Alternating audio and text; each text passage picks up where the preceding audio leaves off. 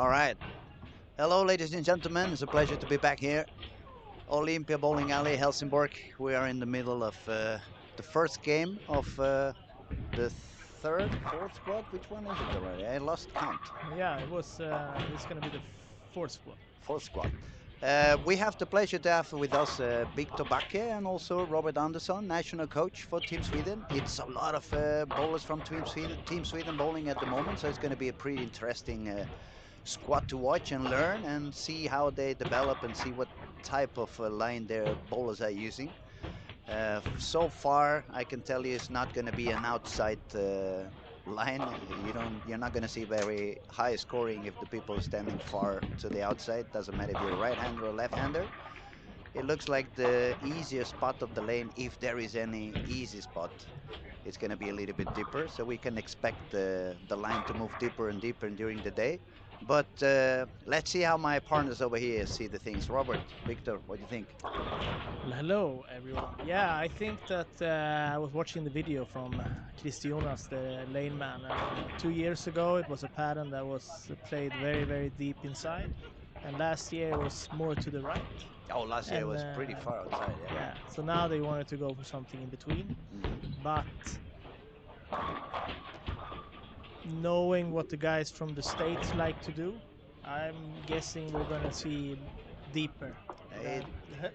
It looks More like to- by the weekend it's going to be some loft on the balls, and at the end of the squad, the ball's going to start flying down at the bottom of the lane. Yeah. Also, it's not an easy pattern. You can see the score is not so high at the moment, even if there is a lot of talent on the lanes at the moment. It's not one of those big, easy, open patterns. It's a little bit more complicated. You don't have that much room, so that means you really need to be accurate. You really need to stay away from the penalty zones. Speed control, it may be a factor, especially on the first couple of games. You probably don't want to use any super aggressive pearl ball at the beginning, because that's going to make the ball be very sensitive to any little mistake you may do.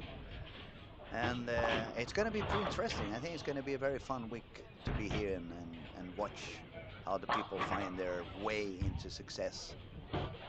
Yeah, I have to say it feels a little bit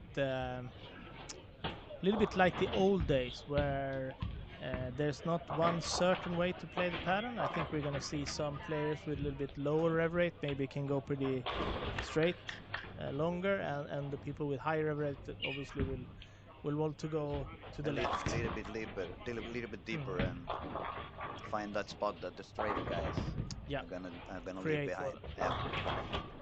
Yeah. But we can clearly see there's not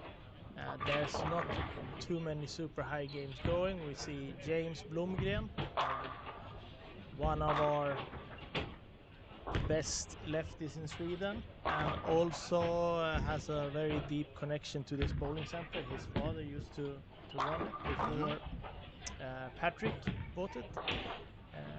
He started with about 40 over right now, which I think is the highest score. Looks that way. We have. He also said he was in the top 4 last year, Mhm. so he was probably going to want to do that again. The other one that seems to be feeling comfortable at the moment is Noel, the son of Tore Torgersen. And in the Haglund, he's bowling on lane 5. He's got 5 bagger now. And he just was the leader on the previous squad. So he probably has a little bit of advantage at the moment. He has tested the lanes, he has tested a little bit what is good, what's working, what's not working. And I would say for not the very best, but especially if the amateurs that are watching the online at the moment, it's one of those situations where you want to try to bowl safe, at least at the beginning. Don't get yourself into really too many troubles. Try to stay away from the penalty zones. Stay alive in a way, and then wait for the lanes to come to you. And then when the lanes open up a little bit, then is when you can try to increase your score pace. Yeah, we definitely saw a little bit higher scores from game 3, 4, 5. Noel did start last block with 230 bowling with a urethane ball, but after one game it started to look pretty bad, so he switched to a reactive and he got to 1327, so he's in second place overall. but it's also important to know that during all the squads until Monday, there's also something called the early bird squads. So the four bowlers that doesn't, the four best bowlers that doesn't make the real cut, they make it anyway to the final. From the early birds. Yeah. So the points are a little bit more important than usual in these blocks. Another thing that we can see, since it's a PBA event, it's obviously with the regulation of the PBA rules, so that means no soft urethane at all, no pitch black, no purple hammer, no older tank versions. If anybody wants to use urethane, they have to go to a 78 hardness. That's the black hammer, IQ 78. So that also, I guess, especially for the young players that are really comfortable bowling with urethane, it may be a little bit of stressing having to live behind some of the equipment they are more used to throw on the lanes. And yeah, it's a little bit tight pattern. It's not such a big room, and it's quite interesting. And on the same subject, on lane 7 now is Joakim Karlsson. He bowled in the Swedish national team 11 years ago in the World Championship, and he has made a new run for trying to make it again now. So last week he re-entered Team Sweden.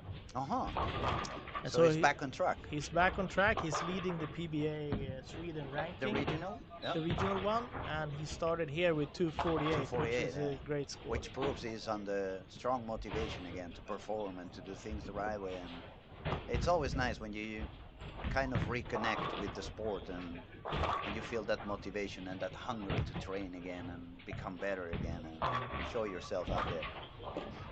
And on the subject, I had a talk with him, and we talked about what he needed to do try to make Team Sweden, and he's done a lot better than we hoped, both him and me. And he said that, well, you know, it's good to know. I thought I was a little bit further behind everyone because I haven't bowled for competitive for 10 years. But during those 10 years, a lot of bowler has not gonna say they lost the importance of being accurate and repeating your shot, because I guess the evolution of the game has brought the bowlers to get used to different things that we did a few years back. Or they have been getting used to having a lot of room. I'm trying to say in the polite way so nobody gets angry. Yeah. In a way, we feel like the patterns lately are a little bit easier than they used to be 10, 15, 20 years ago. Yeah. So I think Joakim, where he started to practice a lot again, I think that he's now taking advantage of that. He has an extremely powerful shot, but he is fairly accurate too. He's also coming from that old school where we needed to be very accurate with our shots. So we had less room on the lanes. We had the bowling balls were not sucking as much amount of oil as they are doing now. So the area was becoming there. It was there. We create area, but it wasn't getting as big as we see nowadays. We see James can get to 240, and also Marcus Johnson is doing well. He can get to 240 if he has a good last frame. So Marcus is the son of Raymond. Yes, Raymond Jansen. Correct. Mr. 8-pin.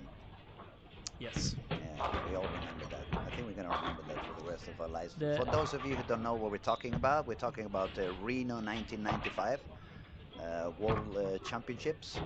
Raymond was bowling the final against, I don't remember, was it China or Taiwan? A spinner. Okay.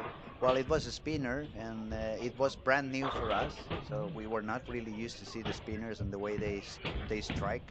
They strike in. They have a very big pocket, we could say. They can hit the head pin in many different ways and still strike. And when we didn't know so much about it, it felt like it was a lucky thing. Obviously now we learned, or later on we learned, that they bowled a deflection. That explained the reason why they could carry so much with light balls and hitting all over the head pin. But the fact is that Raymond made a perfect shot. If he struck out, he would have won the gold medal. And we made that perfect shot to get a real solid 8-pin. And Raymond, if you're hearing, I'm sorry I'm reminding you that, but it was a good shot anyway. For sure. So we see a lot of high scores and low scores. It's a big nothing in between. I see 150, 160, 120, another 150 over there. But then the guys are scoring quite higher. It's a couple of 220s and 230 over 234 for Simon. And James struck out, so he did 249. What about the rest of Team Sweden? How are they doing? Well, Ilhammar can get to 239, and last time we saw him in this bowling center, he was using a ball that he can't use now, but we are here quite a lot, so I think he's fairly comfortable here. I would say Robin had an amazing summer. He has been successful pretty much Yeah. everywhere he went. He destroyed the. 3 tournaments: European champion, world champion, and then one And then he tournament went in to Madrid. Madrid, right? And Won he, that too, yeah, and yeah, then he went home for vacation. deserved vacation. And it's a little bit of a mic drop Yeah. situation. Thank you guys. I'm skipping the next one. Good luck. Take it easy. I'll be back in 1 month. We could ask Victor. Victor, how did you feel? Because you bowled the squad yesterday night, and then you bowled again this morning. Last night it was not that many youth bowlers, so it wasn't that many urethane on the lane, and it was a little bit deeper line, so the lanes felt like they were opening up a little bit more. And this morning on the other side, because it was an under 21 squad, it was a lot of urethane going on. We know the young kids, because of their power and their high speed, they tend to use urethane more often than the older people. But that kind of created a little bit of a tougher lane condition as the day went on. Did you really feel that difference between last night and this morning? I think uh, uh, I think in a way I didn't feel it as much as I sometimes do, because, for example, the Black Hammer, which was the one mostly used, doesn't carry the oil down as some other certain urethane balls do. Um, but I was playing pretty deep in both today and yesterday, which I think made it so I was kind of inside of that urethane line for quite a bit of the time. So even though I had a tough day today, I don't think that's necessarily down to the urethane transition. But yeah, I did feel at the end of today's squad definitely that missing out was a no go, because the ball would never come It's back a big at all. penalty zone when you Yeah. miss to the outside. And especially if that urethane carry down is. It's also, as you said, you probably said in a very polite way that the urethane is not that it wasn't destroying the lane that much, but that maybe I should ask it the other way around. Since it wasn't that many reactive balls that really generate that area by sucking the oil away, maybe the lanes didn't open up as much as they did on the previous squad you bowled. For sure. Yesterday I found a really great spot after about two and a half games, I think, where I could essentially I could miss a bit inside, I could miss a bit outside, and the ball would always find the pocket. That spot never really opened up for me today, as you said, which I think you might have a point in that the reactive balls haven't been there to suck the oil away, make that little dry spot on the outside. And that's one of the things that's happening with modern bowling, since the equipment is more and more aggressive and stronger reaction, and so the chemistry on the balls is getting more. How could we say? The balls affect more the panels than they used to affect them before. So you need to be really aware of what goes on around you. Next pair I'm gonna go, I need to find out what's gonna happen. Am I gonna have more room? Am I gonna have a little bit less room? And you need to be a little bit more use the strategy a little bit, I would say.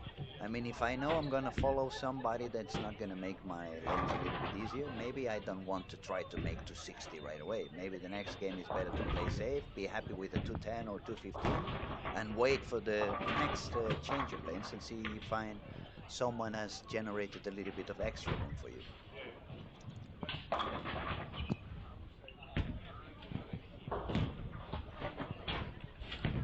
All right, so they're starting the game number 2. Still, we're not going to see that much transition. We're going to expect to see people moving deeper and deeper after probably on game 3 and 4th. On the 4th game, they're going to start moving in. And then 5th and 6th game is going to be a lot deeper than it is now. Also say that we have one of the more foreign players here already, Tun Hakim. who is a pretty fresh PBA titleist from Malaysia. He's bowling his first squad now. He's not doing too well, but he also have a pretty long trip under his belt. Probably a little bit of a jet lag for him as well. So I think that getting that kind of start is probably going to make him try a lot of different things for this block in just. Also, I believe when you make such a long trip to play a competition, you're obviously not going to bowl just one or two squads. So if you're not going to get very concerned if things doesn't really work out while you're doing that first squad, if you see things aren't working the way you want, you're just actually going to use that as a practice session. Yeah. I mean, I'm going to see where is the limit, how far can I miss outside, how deep can I go, and try to do all this. Try to get as much information as you can from the lane, so then when you jump into the next squad and the ones following after, you have a better idea on what you want to do and what you for sure don't want to do. Yeah, I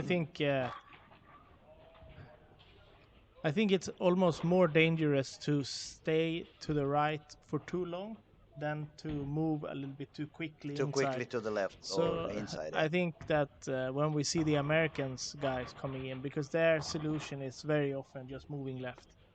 So see, and he's very good at that too. So I'm sure we're gonna see him moving a lot left.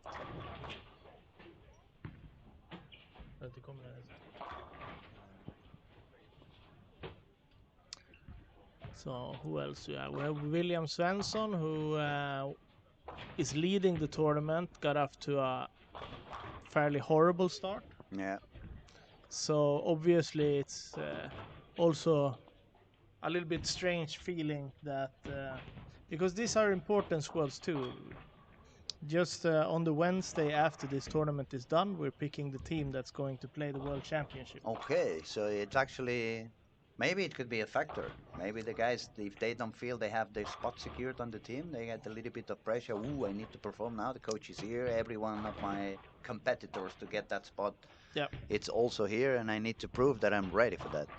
Yeah, and what makes it tricky now on the same subject as the bowling balls, the different squads, it's pretty hard for me to evaluate certain results when you made a result in a squad where you were alone or a squad. So I like to watch these squads because now I know that they are bowling exactly on the same. More or less at the same atmosphere, same pattern, same conditions, we could say. I mean, the pattern is going to be the same one, obviously, the whole week. But in terms of temperature, humidity, surroundings on the bowling alley, how much people do we have in the alley? So all these small factors that also are part of the lane evolution during the day, it's going to be the same for all of them. So you can see how they struggle, how they survive when they struggle, how they decide to move in or out and do the ball changes and all that kind of things. So it's a lot of information you can get from that too. I wouldn't like to be in your position at the moment. It would be very, very hard because the bowling scene is very weird now compared to let's say 5 years ago. We had a European tour, so on the men's side it's pretty clear, like if you wanted to be in the national team, you would play the European tour. And then after the tour is done after a year, most likely it's going to be the 6 best people on the ranking of the European tour. But now the European tour is basically doesn't have any tournaments. Tournaments are still going on, but they're not on the tour. Yeah. Then we have the PBA Sweden. Then we have the Elite Series. And then some people go to the States, bowl the PBA. Some people don't. So it's a little bit hard to evaluate. It has to be hard to evaluate everyone, especially for a team like Team Sweden. You have so many talented bowlers. I mean, I'm not going to say there's 100 bowlers that could be in Team Sweden, but surely or fairly, at least you have 20 bowlers with a talent or 25 bowlers with a talent that they could actually make it into the team at some point. Yeah, and that's the hard part is how often do you want to change players? I mean, one of the most important things for me is how you perform in the championships. So if you already performed really well, that got you to the championships, and you do a good championship, yeah, most likely you're gonna be in the team next time too. Not depending so much on the other stuff, because then I know that you know how You know to what the bowler prepare, can give you you know and the what to ball. Yeah. do, you know. So the hardest part is to get in there the first time. So we have some scores. James Blomgren 249, Joachim Karlsson 248, Marcus Jansson 235. So Yeah, we actually see 8 people above 220.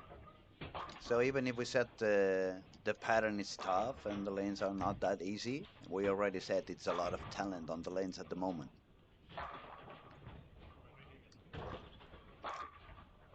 You think we're gonna see some 1400 today? said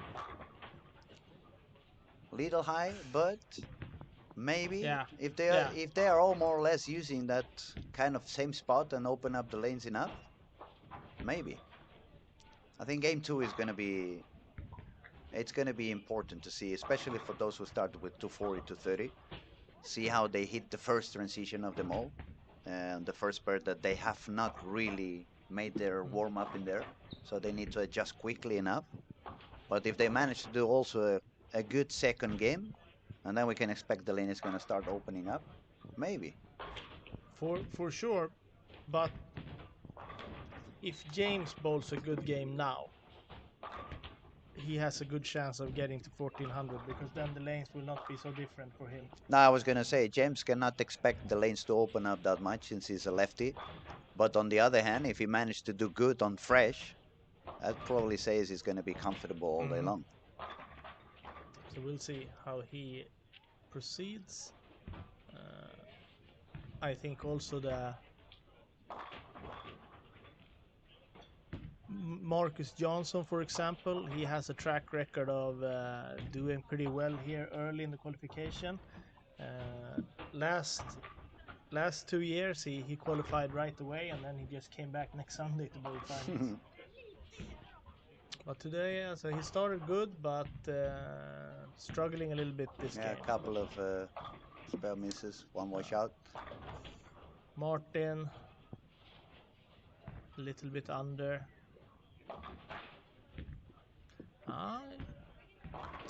See, some of the guys are struggling a bit now. It's a transition game. Game two, it's tricky. That's what we said. Game one, you got all the warm ups, so you have some time to even find the place you want to bowl on, or even generate your own extra area by using maybe a dull ball and staying a little bit to the right or to the left, if you're a lefty, of where you really want to bowl. So you make a little bit of extra room. But then when you go to the next pair, okay, where did they use? Where did they make that area? Was it a little bit deeper? Was it a little bit further outside?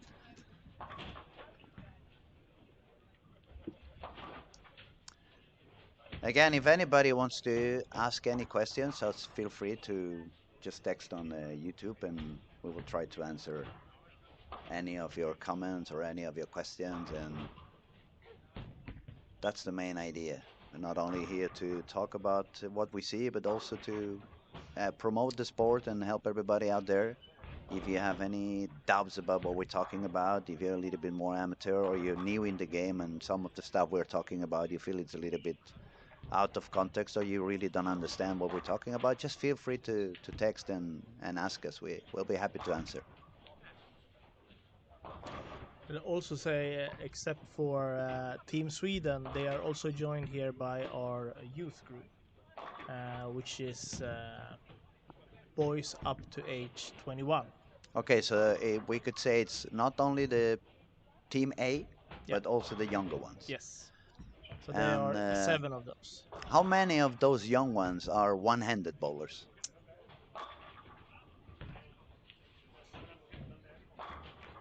It's the commentator to the right of me. No, so there it's two-handed.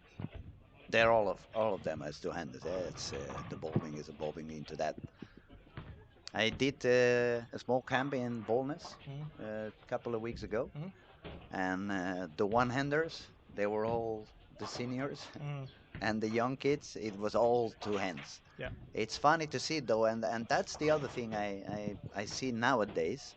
5 years ago, except Simonson, nobody would go back up. Nowadays, all these kids bowling two hands, at least 50% of them, they use Yeah. also the backup. He was very dominant in the Youth World Championship in Korea last time, where the only two right-handed medalists was Carl and Petit, both bowling backup. Cool. So, so the only way to get a medal during that championship as a right-hander is that you needed some good friends that's left-handers for the team event, or ball backup. When we were here like a month and a half ago or something like that for the under 21 Wolf youth, I was mesmerized by the Norwegian guy, Matthias. Mhm. He does it so easy, and also he can bowl like a regular two-hander, hooking the ball, and he can suddenly go back up. He posted the video on Instagram, like I think it was 3 weeks ago, making a shot back up. It was on 600 RPMs, even on backup. I mean, my wrist was hurting just to see Yeah, that. it's a good rev rate. I have to say that it's a little bit tricky from spectre to spectre to. The But- variables, yeah. yeah. But we have a few 600 plus people in the team. Joachim Karlsson making it with only one handed. One hand, yeah. I mean, it still can be done for those of you who are beginning and should I bowl two hands? Should I bowl one hand? Well, nothing is right, nothing is wrong. I mean, the two-handers are starting to dominate the sport. It's obviously we cannot deny that, but we still see one-handed bowlers that are incredibly successful. We can say EJ Tackett is the number one example, bowling one hand, and he doesn't have any issues with power or speed or rev rate or either winning. No. He's for sure, but it's very easy to say the Tackett thing. It comes up quite a lot, but after him, there's quite a lot of two-handers. Yeah.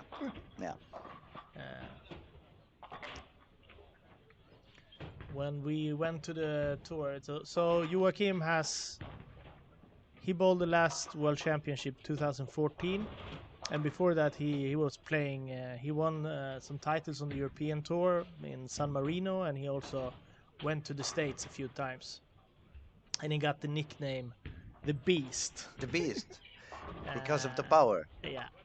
And That's funny. we made a lot of fun. He didn't like the nickname very much. So whatever he did, we took a picture of it and we just added like a beast. Eating breakfast like a beast. But Yeah, it seems like on second game, except a couple of exceptions, score pace has gone a little bit lower. We see a lot of open frames all around the alley. But we said that from the beginning. Game 2 is going to be the most tricky one, probably. When you hit the first transition and you want to find out, okay, what am I going to do? Am I going to go straighter? Am I going to go deeper? Is it time to change ball? Maybe should I move deeper and slow down my speed and stay away from the traffic? It's a lot of decisions you need to make, and you need to understand what's going to happen. And unless you have ball already or you have a very clear mind, when you start thinking about too many things, you can confuse yourself as well. yeah. We've actually got a question in here now. Okay. From Daniel Milton asking which ball is the most popular in this year's competition. Well, Assuming he's it's referring to been, this. I would say it hasn't been enough series already. We haven't seen enough squads. I don't see any ball that has been dominant. If you ask me outside this competition, I would say the new Ion Pro Solid seems to be gaining a lot of room among the bowlers. But so far, it's hard to say because it's not really a pattern that it's going to be urethane friendly. So we don't really see any bowl dominating so far. It's a little bit of everything. We see bowlers trying many different things, and I don't know. Have you seen any bowl more dominant than others at the moment? No, not from what I've seen. I would just say that the difficult part of picking a ball here is that you have to it's a 44 feet pattern, but it's not that much oil in the end of the pattern, so it's gonna feel like it hooks a little bit more than 44 feet pattern. It's a lot of oil on the heads, but then it's just kind of brushed down. Yeah, and also it's tricky, so that means that you don't want to give up too much control. Mm. So I would say that probably not gonna see too many really strong balls. No, In the no, beginning. on the beginning, in the beginning, exactly. You want to have some ball that is not gonna overdo and overreact at the minimum change you do on your speed or the release, or you grip it just a little bit more. You want a ball that's going to be fair to control, but then on the other hand, unless you have a lot of rev rate, you cannot really go for a hard urethane, because since we are talking it's a very deep line, the urethane typically reads pretty early. That's why you have control. But if it reads pretty early and you're bowling deep inside on the lane, the angle that's going to give you in the pocket is going to be very weak. Yeah. So you're not going to carry. So it's a little bit of deciding, do I want to play a little bit safer? Do I want to take a little bit more of risks? Yeah, so from the guys that I've seen scoring high, it's as I said, not any particular ball, but a lot of pearl symmetric or slightly weaker balls that get through the oil and create that downlane motion. So we can see now Joachim bowls 249 again. Again? 48 last time. We So have too many screens in front of me. I lost him. Which lane is he bowling on? He is bowling on 11-12. 11-12. Sorry, yeah, 249. So he's on 497 at the moment. And we can also see that both Ilhamar and James on 15-16 is also doing fairly well. Also, we have to say now that Rasmus Nordensson, only 14 years old, can also strike one more time to have 70 over for 2 games. 14? Yeah. It's part of the youth you were mentioning? No. Not yet? No. 14, and you are starting to approach the junior team. Mm-hmm. So this is our second group, the kids who are here. Well, if he was Spanish, he would be already on the national team. Yeah, but to be honest, I want to be clear that we don't demand our 14-year-olds to play the PBA events. Yeah, no, I'm very happy to see that he's here. I hope he can learn some. And I'm very good friends with his father, so I'm sure he is very proud right now. And it's got to be a wonderful experience for him. I mean, to bowl among the best bowlers in the planet, it's got to be such an experience. It's going to give him extra motivation to keep practicing, to keep learning, to keep improving. For sure.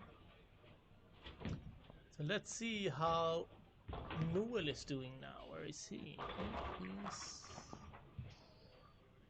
He's about even, so he's going to be about 20 over.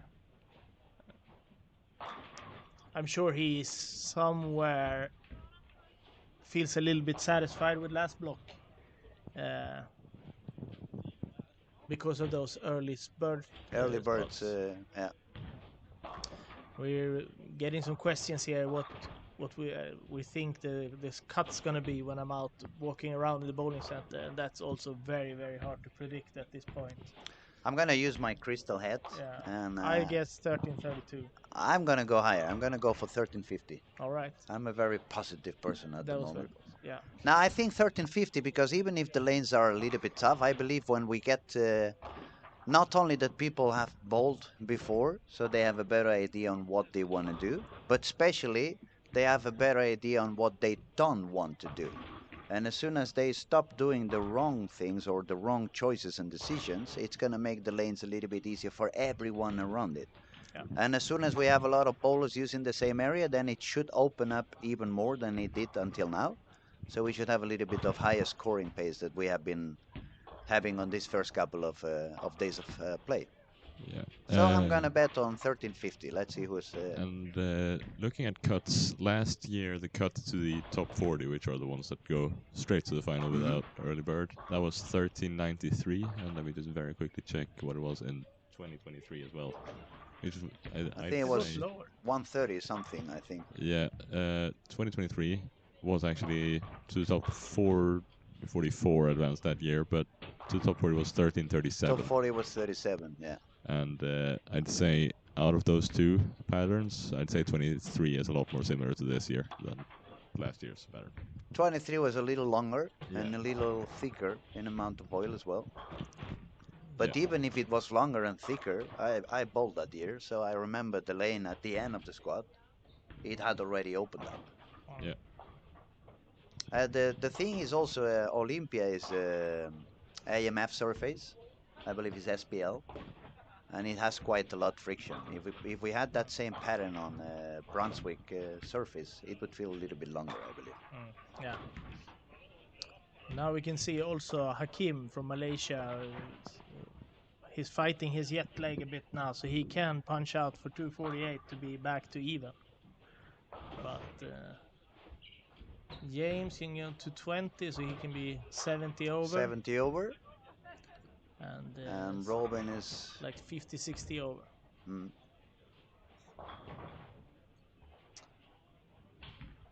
Yeah, we have 458 for the young kid, for Rasmus at age 14. We had a 257 on lane Theo 1. Sten, yeah. Theo Sten, so he recovered from game 1. It was a little bit low. So now he's going to be happy sitting on 23 over.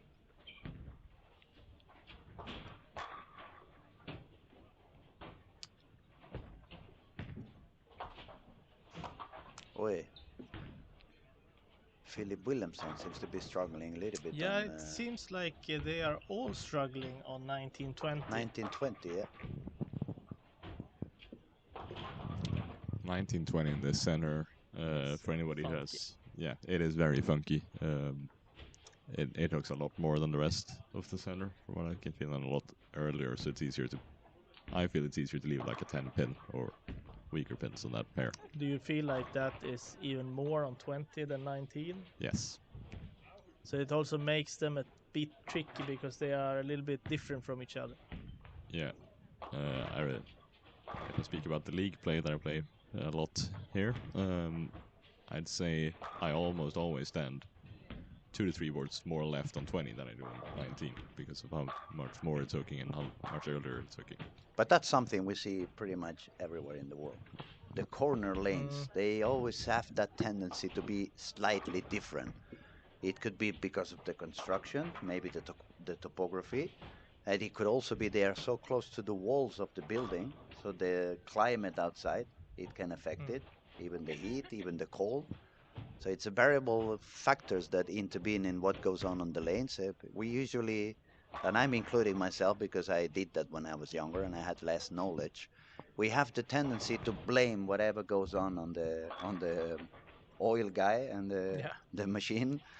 The guy doesn't know how to oil the lanes, or the machine is broken and it's not cleaning properly, or it's cleaning too much, and it's actually a lot of factors happening. It's never the man of the machine, and whatever happens on the lanes is usually the bowlers. Whatever the bowlers are doing is going to affect the lane. So you guys out there, stop blaming the oil guy and understand that transitions is about the traffic that the bowlers are creating. The only thing to watch out for is that in these big professional events, you always do what you call your burner lane. So if you would just put the machine down and oil the lane once, it would be a lot drier than the other lanes. Because usually you need to run a lane for the machine to get all the oil inside the machine. So that's the only thing that the oil guy could do wrong. Oil guy can do wrong. Forget to do that. Forget to kind of get the oil brush wet. Yeah, but that doesn't happen in this kind of events. No. And we are very lucky with Chris being here. He's one of the better oilmen out there on the planet. And he's also very open, very kind. He's going to do a seminar in this event. Besides the main event and the bowling and the competition, we have a few different things going on this Storm Lucky Larsen. We have a friendly golf competition next Wednesday. We have kind of a party where everybody's invited later on the bowling alley that Wednesday as well. We had this morning a seminar with people from Strike Mind. They were talking a little bit about mental game and how to control pressure, how to control when you get angry and stuff like that. We know also that Matt McNeil's going to come from Storm's going to talk a little bit about material and speak a little bit about layouts. So it's a very interesting week. I mean, some people, especially for example for me that I come from south of Europe, a lot of bowlers tell me like, no, I cannot come and bowl this kind of thing. It's I don't have the level, I don't have the skills. But it's not only about competing; it's about getting into an atmosphere where you're gonna learn a lot of stuff, Yeah. and you can see a lot of things going on that then you can bring back to your own country.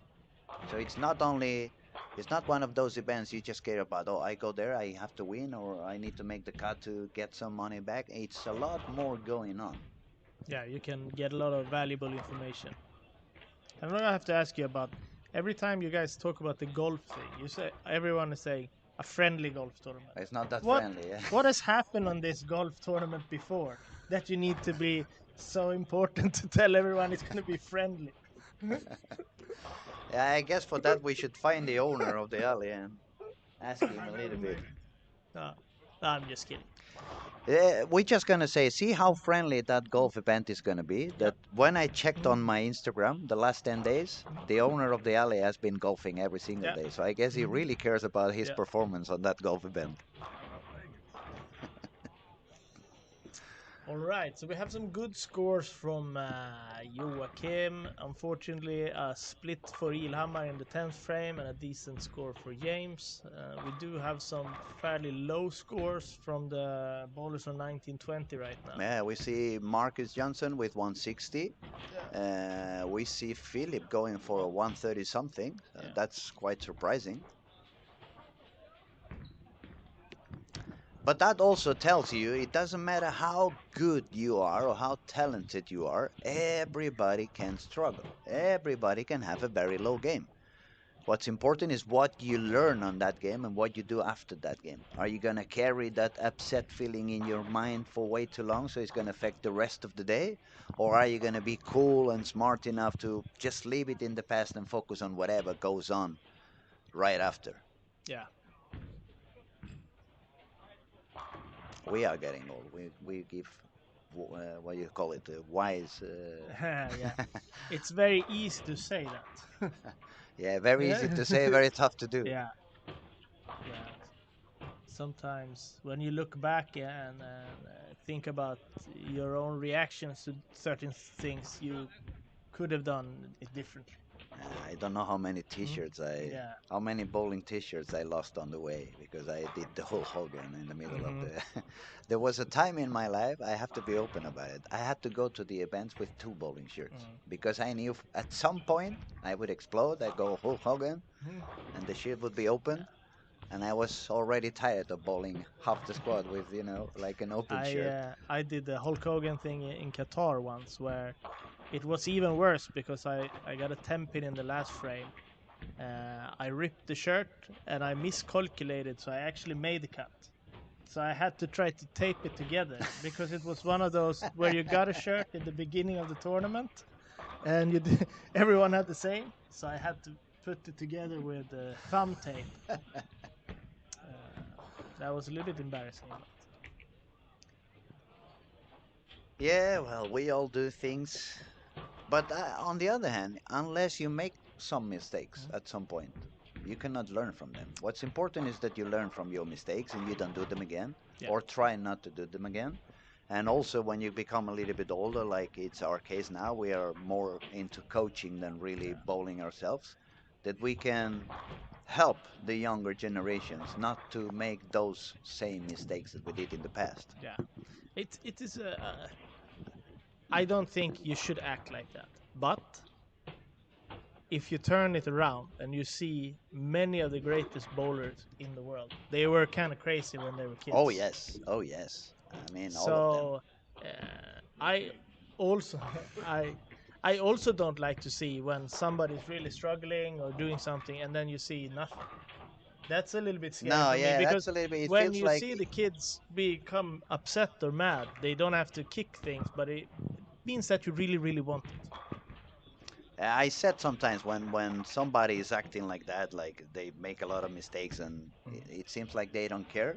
Mhm. Then I'm go like, "Eh, is he Mhm. really hungry about Yeah, competing with us? Is he really hungry to try to achieve something, or he really is not getting angry because he doesn't care?" exactly. Okay, so we got a score update. Joakim Karlsson, almost 100 over. James, 70 over. Rasmus Noresson, 60 over. Ilhamar, 40. Robin Norberg is in the youth group. Hmm. So he's the best youth player right now. And usually, when the scoring pace goes a little bit lower, the older guys They have a ran. tendency Yeah. to shine a little bit Yes. more. Yes, and that has to do with what we were talking a little bit sooner. That 10, 15 years ago, it felt like we bowled on a little bit tighter patterns than we are doing nowadays. Mostly probably because of the machines as well. The machines, the oil machines were not so sophisticated as they are today. Now the oil board by board, they decide the amount of oil they're gonna drop on each board and all that kind of stuff. And back then, I remember even if we go further away, when the centering machines were there, it was just some cart that would, the thicker the card, the more pressure it would apply on the oil brush, or more oil would be on the lane. But those cards were 5 boards thick, so that means everything was happening every 5 boards. Now they do things board by board. Yeah. Yeah. I think also there was a time when everything goes in waves a little bit. I usually tell the story about now we're going to go back in time again, but but we had Tim Mack, one of the best bowlers in the world, starting traveling to Sweden while we had the Super 6 tour. And then the pattern was fairly easy. And he would dominate it because he was the first real cranky. Yeah. He had twice as much rev rates as everyone else. Yeah. Keep winning everything. And then maybe 2 or 3 years after that, for some reason, everyone decided to make really, really difficult pattern. And at the same time, Anders Öhman, another very I good remember, yeah. sharpshooter, he came back from retirement going, what are you guys doing? It's just this super easy lane. And we couldn't do anything because we were so used to the easy lanes for 3 years. And he would dominate. Dominate, Uh, being so accurate like no just- one else could. Yeah. Yeah. And then for me, where I started to struggle in my career a little bit, it was a time where almost every tournament was 39 feet because they figured out that they needed women, men, people with a lot of rev rate, low rev rate, and this sort like 39 feet, everyone can bowl that. But that became very speed dominant. Mm. The faster you can throw it, the more controlled bowling ball you can use. And I wasn't throwing it so fast. And then we came into the, let's call it Purple Hammer era, where accuracy has not been super important. So I think that's a good reason why maybe some of the kids haven't prioritized that. But I Yeah, have to it say, makes sense. I mean, the younger they are, the less time they have been Yeah. on the game, so they have experienced what they have experienced. yeah, And if the, as you very well said, the bowling has been moving kind of in waves. For me, I remember the first big change I noticed in the bowling industry, it was when the synthetic lanes came up. Because when I started bowling as a kid, especially in Spain, they didn't invest that much in bowling alleys, so we had a very few amount of bowling alleys, but they were all wooden lanes, and those lanes were really tough. But also on that era, to be the local player, it gave you a lot of advantage. I remember when we bowled the event in Barcelona or Mallorca, the guys that were coming down from Finland and Sweden, all of them were better than I was, but I knew each lane. Every time I changed pair, I knew exactly if I had to move a little bit right or a little bit left. And that always gave me those couple of frames of advantage. So it Yeah. was kind of bowling with handicap Yeah. when you were the local bowler. Same thing in Tali. When there was wood lanes in Tali bowling center in Helsinki, couldn't beat the Finnish guys No, it because was they were there impossible. all the time. Yeah, I remember those guys, Passi, Wuttila, Yeah. they were impossible to Kai Virtanen also. They were impossible to beat over there. I just remember one time Lasse Lintilä joined Pergamon, and I played a squad with him, and he just told me what to do in each lane. That was really And easy. then it was a lot easier. All right. Yeah, we had some experience. I mean, I remember when Patrick Backe came down to bowl in Benidorm. Mhm. I told him what to do, but it didn't function very well for him. It was a little bit too dry back then. Was that when you ripped the inserts out of the He had to strike bowl ball? with the spare ball and take away the inserts because he had a lot of reb rate, he had a lot of hook, but we had very little amount of oil. If I was a good artist drawer, I could draw his face because I still remember when I said to him, "We're gonna bowl on that squad because it's when they are fixing the lanes." But when he saw the way they were fixing the lanes, he looked at me like, "What are they doing?" I said, "They are fixing the lanes." That's not fixing the lanes. That's remember that day, buddy?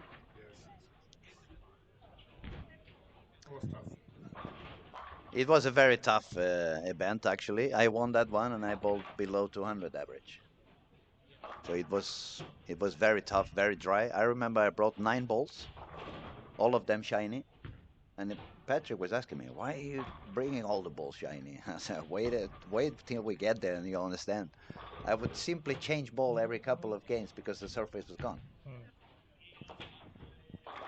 and that also was a Boden lane. But he had not been resurfaced for, I don't know, probably since they installed the lanes. So when the boards were opening, the oil would fall in between the boards and the heads would become super dry. So back to the action. Let's see. We have Joachim with 497, James 472, and Rasmus 458. Let's find them on the lanes and see how they're doing now. Rasmus is with 3 open frames on lane 17, 18. And Robin is actually doing pretty well on 1920. On 1920, I was going to say, yeah. As a group, they found a better solution. I wonder how is it going to affect James being a lefty to bowl on 1920. Is he going to feel that big of a difference or not that much? I don't know, but he has for sure done it so many times that he has a good idea what to do if it is different. He's got a lot of talent. He's one of the players I really enjoy watching because he has that kind of a mix between modern bowling and old school. It's kind of a mix of both. He's got the best of the both worlds, I would say. He's got the balance and the control and a little bit the elegance of the old school, but then he's got the power and the rep rates as well as pretty much a modern bowler. For sure. It's become like before you never like you as a right-handed you need a rev rate, but as a lefty it's fine. You don't need any rev rate. But that's not how it is no, anymore. now it's a different game. Yeah. So I would say he's still in of course he's also not young anymore, but I would say he's around 460, 470 RPMs, and that's on the lower side in Team Sweden now.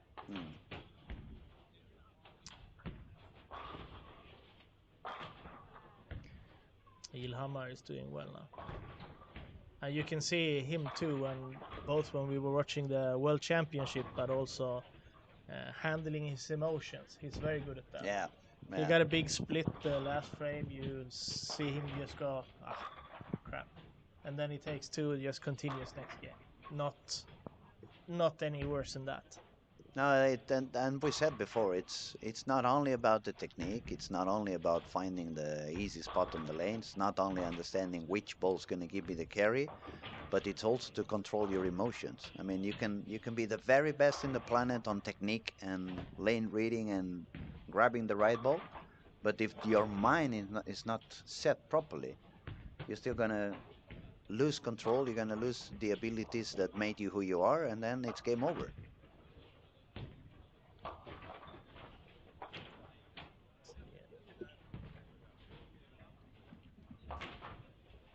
Victor Albin. Maybe you can check Victor. I'm pretty sure that he one of the other years made a massive block here. If yeah, he did something last year. I think I can actually go into the results and check that. Yeah, let me check this exactly what score it was, but it was very high. I remember that, I remember he was doing so well directly. and I think he was only like beaten on the last day by Jesper, if I'm not. Yeah, 15-25. 15-25. He qualified like that in his first squad last time, also fairly early. And now he's doing pretty well. Yeah, and as I said, he only lost the qualifying lead in at the very end to Jesper. And he's 400 for 2 games, but he has a potentially very good game now. So sometimes you just match up well to the bowling center. Like we said, Marcus has the year before that. Marcus qualified also right away in his first block. I think he shot a 300 on day 1. Yeah, if Yeah. you check Marcus, because I think he made a massive score, even though he didn't bowl so well in the last game. Yeah, Yeah, he 1480 when the cut was much lower. and he qualified in first. Okay. Yeah, and he did shoot 210 in the last one, but he had 1270 for 5. Look, so he missed. He was 40 from the cut after 5 games, which is fairly impressive. Yeah. All right, just saw on lane 15 and 16, Philip and Carl, who did not start on their best, especially for Carl. But both of them are really, really, really deep inside. I saw Philip around board 24, 23 on the arrows, and Carl was even deeper. And now they seem to strike. They both have a double, so I'm thinking the transition starts to show up in some of the pairs. And we can see the bowlers start to go deeper and deeper. Joachim is struggling a little bit. He was a little bit further outside than the two of them, because I just saw first was a Philip shot, then was Carl, and then when I saw Joachim, it was like at least 5 boards further right. You see how deep that was for Carl? So he moved like on 26 more or less in the arrow, 26, 27, and it looks like he missed one to the right. That's why he got a soft 10. Paul read a little bit earlier.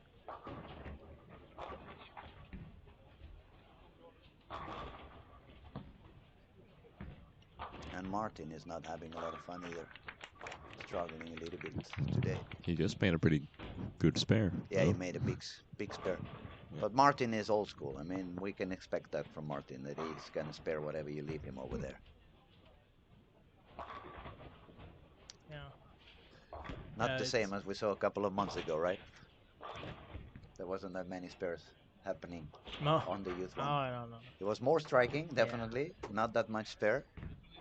Well, we can't blame Robin for that, because he averaged 280 in the finals. So there's not too much room for spare shots.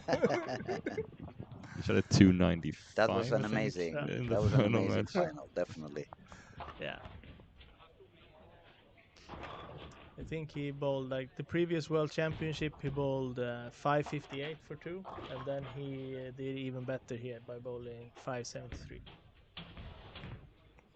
So that's hard to beat.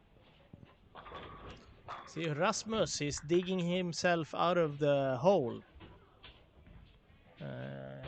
He had a 62 in the 5th frame, but he now has 4 strikes after that, so he can still get to 212. And we have also on lane 5-6, Anton Persson working on a potential 279. That's going to help him jump back. He had almost the par. It started with 160, but the second game was already pretty nice, 239, and now he's working for a 270. So it looks like he found the line. He found what he wants to do. Anton Persson is very, very good at moving left and not giving the pocket away. So it's probably going to be fairly tight. But he's a good bowler. And plays a lot of the PBA Sweden events. All of them, I think. Yeah, and I also believe he went to the World Series this year. Yes, correct. You guys have too many bowlers for me to remember them all. There's plenty. So this year it was 15 Swedish people on the PBA tour. 15. Very happy. It was. We are the, after the US, of course, the biggest group. The biggest group, yeah. So that's And it was a successful season. Jesper did pretty good. yeah. And then Rasmus won a title. one of the titles as well. So cool. What is Carl doing? 3 on the left. 3 on the left, yeah. Whatever he Right did, there. it was quite. I didn't see. I wish we could rewind just to see. I saw it. It just I think his break point was at like 20 almost. So he missed a lot left. Yeah, he missed a lot.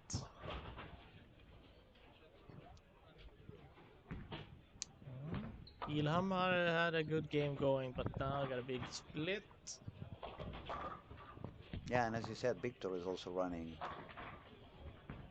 on lane 11 Victor beat. or 13. Yeah, he No, got to 11, 12. Yeah. So I have a couple of very high games coming. Both Victor and Anton, those players, they are like top Elite Series players. And for those of you who are from outside Sweden, Elite Serie is the highest division in the national league for bowling in Sweden, and I would say it's one of those competitions that you really if you haven't seen it online, I would recommend to find some videos on YouTube. It's really a crazy atmosphere. It's fully packed bowling alleys, people screaming like crazy. It almost feels like a hockey game or a football game. Yeah. It's so much passion, and it's a very nice, very nice. If you have the chance to bowl, it's wonderful. But also, if you have the chance to witness it, it's spectacular. Especially the playoffs. But now this year the Elite Series will be even tougher because we changed it from 12 to only 10 teams. So all the teams will be very competitive. So now it's 2 teams less on the highest division. Yep. How did you manage to do that? Did you drop more than the usuals to first division? Yeah. So not many. So this was a very tough year. Yeah. Yeah, I was gonna say some people must be a little bit upset. Yeah. But like 1 year ago we would have stayed on Elite Serie, but now we're not there anymore. So there was some changes to the league. Before we played the whole season, and then the top 4 teams would go to play the playoffs. Now the team 1 and 2 is guaranteed to go there, and team 3, 4, 5, 6 are playing kind of a previous playoff round to make it even more exciting. So you make it like a final 4 after, or it's going to be the last weekend for league here. All 10 teams will play the last matches in one bowling center during the Saturday, and then this will continue on the Sunday. So you're gonna have to choose a big center if you want to. Yeah. So it's going to be even more crowd on it. It's going to be even more spectacular than it was. That's going to be massive because when you have the playoffs, it's only 4 teams. So the fans of the 4 teams will be there, but now you would have the fans for 10 teams. The 10 teams, yeah, exactly. Okay, tough last shot for Rasmus. He gutted the field shot for a 180, so now he's 38 over, which is still a great score. And then we had 270. I lost the guy. Where was he? He's still going 268 for Ante Persson, so he's 67 over. Yeah, and 268 for Victor Albin also. But on that pace for Anton, it's going to be impressive because if he's getting 30 pins higher every game, pretty soon he's going to be doing 300, 300, 300. Yeah. James finally doubled. He has been struggling getting a double on lane 20, but he finally got it in the last frame. But that's what you expect from a player on this talent. It doesn't really matter. He doesn't find it. He keeps moving, doing small adjustments, taking all his turns, hitting the pocket, and finally by the end of the game, with enough patience, he found his spot. He could make a double. Now he could make it a turkey and still go away on a tough pattern, on a tough pair of lanes, we better said, still managed to do 220 or nearly 220. Yeah, that's one thing you see with the guys that are really good in these longer or in these shorter blocks, maybe that they avoid those what you call it blow-up games where they shoot like the 170s, 160s. And that is also a factor. I mean, when you bowl on a very easy pattern, you don't require that much energy from your mental game. But when the lanes are tougher and you don't have such big room, you need to be paying attention all the time to what goes on. So you get to the end of the day exhausted. The energy goes away much quicker.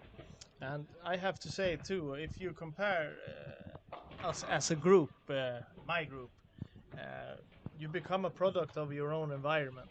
And I would say Sweden right now, we are really good at easy lanes, especially when we can use urethane.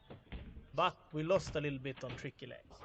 You can clearly see that when we go on the PBA. As soon as it's on an easy pattern, we're very competitive. On a difficult one, we have more problems. But and last European Championship was low scoring, and we did worse than we usually than do. you usually do. And I want to add exactly what you said. The problem is that if you're not used to difficult lanes, you get nervous in a very different way. Because if you get nervous on a easy pattern, you don't look like an idiot. But if you get really nervous and bowl bad on a tough pattern, the bad games are really bad games. Yeah, the and low the ball, games are really low games. And the ball is never close to the pocket, and you start losing your self-confidence. You can also see a lot of our young kids, they don't like to shoot spares straight. No, they keep hooking it one way or the other. And then that's fairly easy on an easy pattern. I agree. But then you bowl a long, hard pattern, and you try to hook it on the 10 pin, and you send it to the. It's not gonna. Yeah, you miss a little bit out because you bowl back up on that 10 pin, but that pattern doesn't give you any room when you miss out. So then you end up missing the 10 pin by half the lane. Yeah. And that looks really bad. So And that's why we, at least on myself, I keep encouraging the young ones, even if they are two-handers, to learn to spare straight. Yeah. Use a spare ball. Just go straight. Nothing is easier in bowling than sparing a single pin. And we are happy because we are playing also in the league or the team event, because it's also very different to become nervous in an individual tournament and nervous when you represent a country or a team. So that's not where you want to be missing all your spares. No, definitely not. It's not only going to affect you, but it's going to affect the rest of your teammates. Yeah. All right. Who is in the lead now? It must be pretty tight between Joachim, Anton Ed, and James also James. still up there. Yeah, we're still waiting for the results to come in here on our screens. Albin has also 70 over. But with the scoring pace there now, I don't think we're going to see the 1400. I was going to say, the 1400 looks a little bit further now. Yeah. But I only need one guy to shoot the 1400, so I don't look like an idiot that doesn't know what he's saying. And I'm hoping that the lanes open up from now on, since we're now starting fourth game. Transitions should be there. Yeah. And hopefully some of the guys find a little bit of extra room and can surprise us with another 700 series on the next 3 games.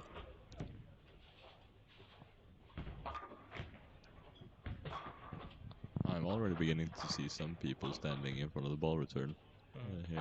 Yeah, some of them are already lifting the ball as well. Yeah. Can also say that it's one more thing that's going to be determined here, except for only Lucky Larsen. It's also the PBA Region Tour, the Swedish one, and Joachim Karlsson is in the lead for the Open Division, and there's also a prize for the seniors. The guys turn 50, where we have Oskar Broström playing now, and he will be joined with Per Svensson and Ian Robinson. Hmm. and whoever of those players finish first here is going to win the ranking and get to play the PBA regional finals in Reno. Oh, that's cool. So Shall we see Stefan coming down as well? Ingstrom. I don't know. Maybe we should call him. We should text him and see. He probably hasn't decided yet. Last time, Decisions is not his strong side.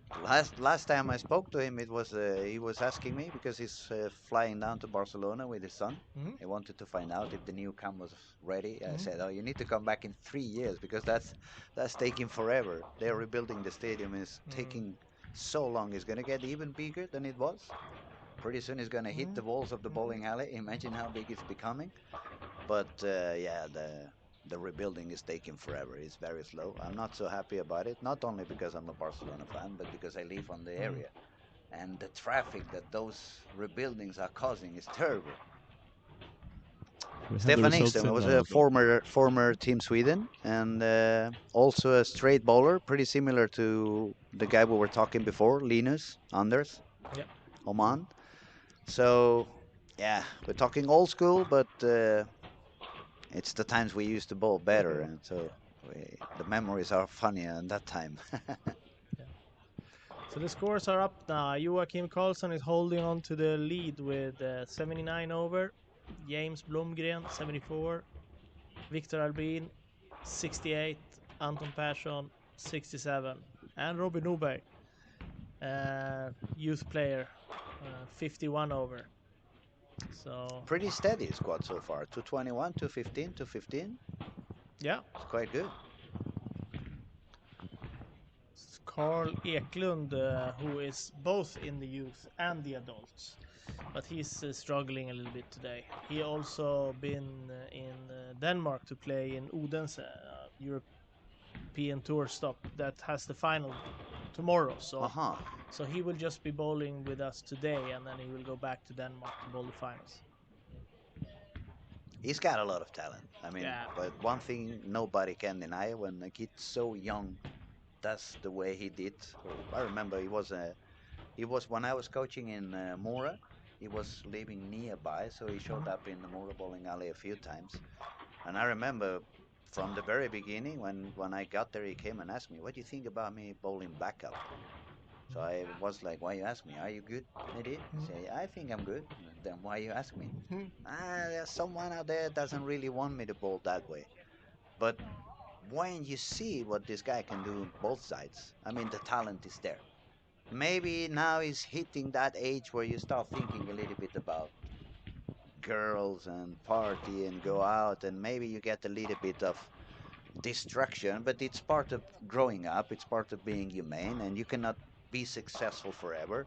I mean, I don't believe any of us has been successful every single season that we bowled. We had our ups and downs. Yeah. I think what's important for him is to realize that these things will pass by and just focus on the future, because I mean the talent, he's got it.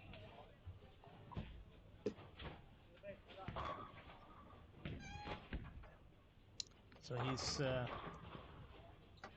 probably going to be one of them to soon at least go and maybe play the World Series or try the tournaments in the States. Shall we get a little bit into politics or shall we skip them? Because some people has been texting me and asking me, what do you think about these rules now? Some people, some federations, or some zones have forbidden certain type of Yeah. balls, and some have decided not to. So that's why I'm asking: shall we get into politics, or if we just skip it and say, you know what, it's not our. I'm Definitely, I'm not the guy mm, deciding. So I have my own opinion.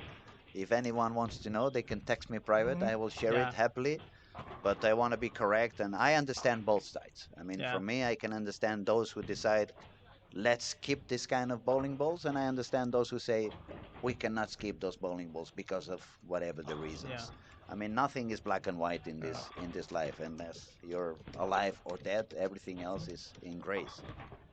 Yeah, for me, it's I get a lot of questions about that too, but uh, I got very good advice from my old boss of Pergamon. he said that I don't think you should focus so much on the cards you are being dealt. You should focus on how you should play them. That's And very wise. it's very good because, and it's actually tricky for me because with different rules, like on this tournament and on the championships, it makes it a little bit less valuable to see to compare to what would have happened in the championship. But we will see. The only thing I would say to those who are listening and watching is like, why get into fights? I mean, just you may have one opinion, and the person in front of you may have a different opinion. But I've seen, especially on internet, people is using Yeah. aliases, and Yeah, so they can talk a lot of crap. And I've seen some people trying to be very polite. There was a very long post on Facebook by Jason, for example. He was giving his opinion. And some people was telling like, he's just saying that because he has to be politically correct. And it's like, why? Why should it be like that? Maybe that's his honest opinion, and that's the way he thinks things should be done. And as we said before, everything has its ups and downs. Yeah.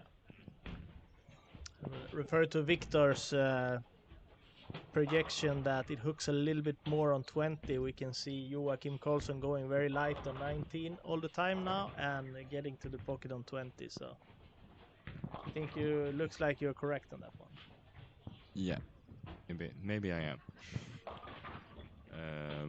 I haven't seen his other shots though. There's been good shots on the right lane, and then this is it was a very light strike and then a 2-pin and then a 2-8. Some strikes again. Maybe it is opening up. I think there's more strikes in a row. Transition is coming. Come on, come to me. Come to my 1400 already. You need the right people to do it. Anton Persson is doing very well again. He's my horse at the moment. Oh, Joachim misses Keeps that spare improving as those well. 30 pins per game. He's gonna be the one. You were talking about the PV in Sweden points a bit before, but I put them on the screen for us here, and as we said, Joachim is leading the general qualification, and then we have Anton Andersson from Göta in second, tied with Dan Harding at 70 points. That's 12, but this event counts, I think, 1.5 times the points. And a lot of Jota there. Yeah, a lot. And then Arnar Jonsson, who is in fourth, is already qualified for the finals here because he won the event in Eskilstuna. And that's going to be the same with Pontus Andersson and Carl Volger.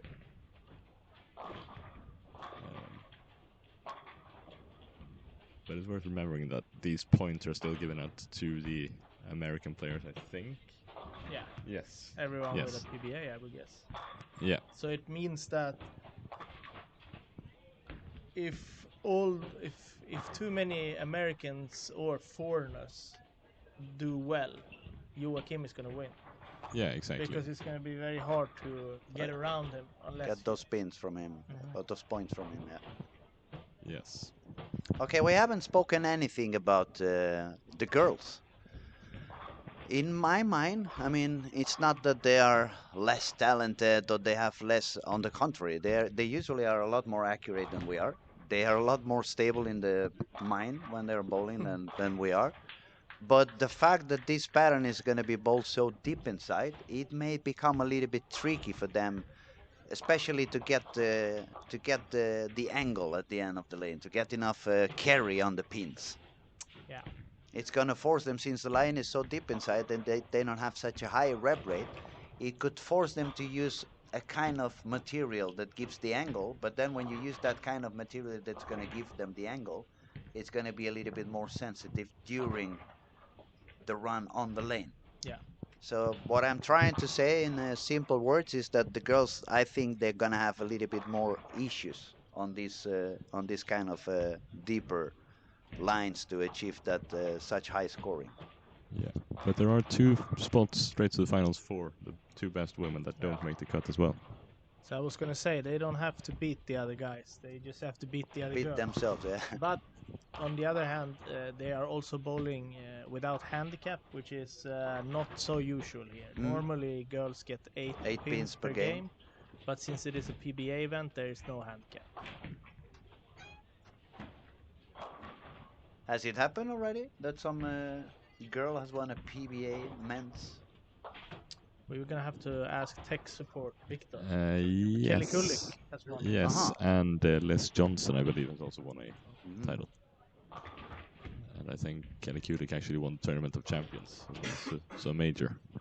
That's nice. I might be wrong there, though. You can see I was a little bit away of the game for a few years. Music life, you know. But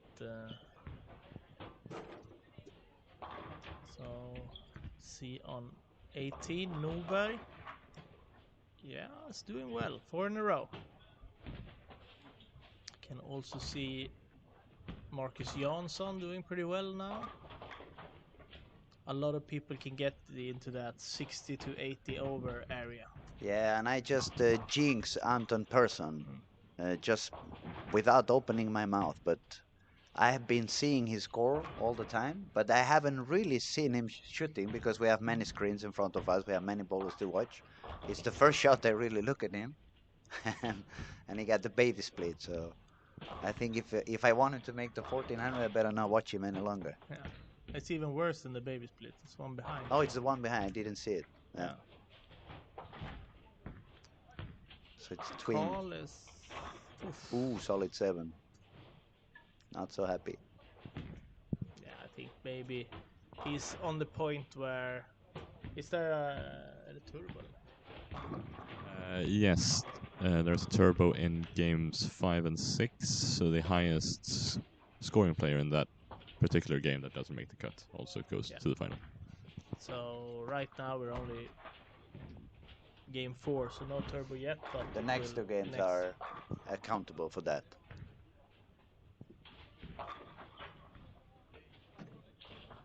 Pontus is also going for a high game now. Yeah, and he was a plus before. Also a player that likes to go a little bit deeper. So he's going to be happy as soon as the lane keeps going deeper and deeper for him. Yeah.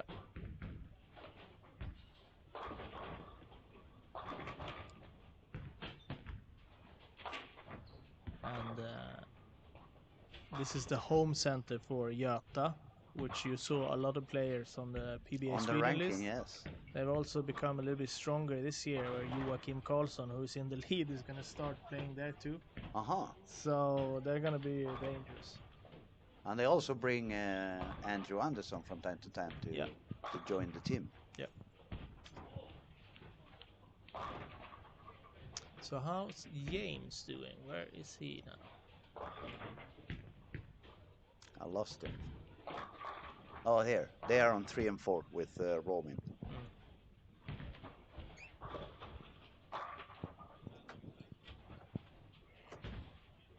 Not the highest game for any of them too. But that also is tricky. They come from one corner of the alley and they went all to the other side of the bowling alley. And that usually happens as well. It's always some difference between sites in the bowling centers. What we said before, probably the climate, it could be the air condition, it could be the topography. But usually we see this kind of difference in every bowling alley we go in the world. It's always a little bit different from the left side of the bowling alley to the right side of the bowling alley. I think from 1 to 20 in this center, it's even more noticeable because of the, as we've talked about at the World Cup as well, actually, with the lane memory. And the lane, first 6 lanes are a little bit more like because parties. And exactly, there are a lot of birthday parties. There's balls flying all over the place. So that may affect those lanes a bit more. Yeah, it's always hard to change signs, as you say. Marcus Jansson going for... Yeah, it's looking stronger now, bowling deep. But very, very, very strong performance at the moment. Yeah. Very, very solid player.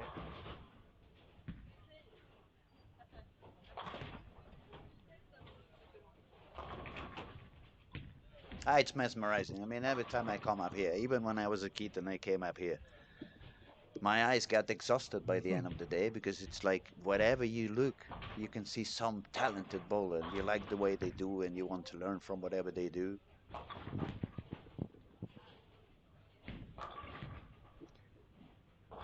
It's an experience that, especially to those countries nearby, the other European countries that you don't have as many talent as Scandinavia. I would tell you all, you need to start coming to these events because the amount of good bowlers that you can see, it's going to help you understand the game better, and it's going to motivate you to learn to do different things and learn to do things in different ways. And it's also a place where you get treated like when you're home. I mean, every time I came up here, even when I was a little kid, I felt loved. I felt taken care of. I mean, Sweden is a very, very warm country. All the cold weather you have, you compensate with being warm inside. That's why we try to stay in the south of Sweden, where it's not the Not coldest. that cold. Yeah. We have Stay another away from question as penguins. well. We have a question. Yes. Yes, from Big Funky Swede. What do you think the difference in scores would be if the players were allowed to use the infamous purple hammer? Well, if I'm honest, I think the purple hammer wouldn't be such a big help in this kind of pattern, since the line is a little bit deeper. Of course, if they have a lot of rabbit, they would manage to make it work. But then on the other hand, it's a ball that, as we all know, it's going to push the oil a little bit down. And I'm going to say if it was a pattern that you could have a lot of friction on the outside, I wouldn't mind that the purple hammer was there, because then I would use it as a hold on my left side or inside line.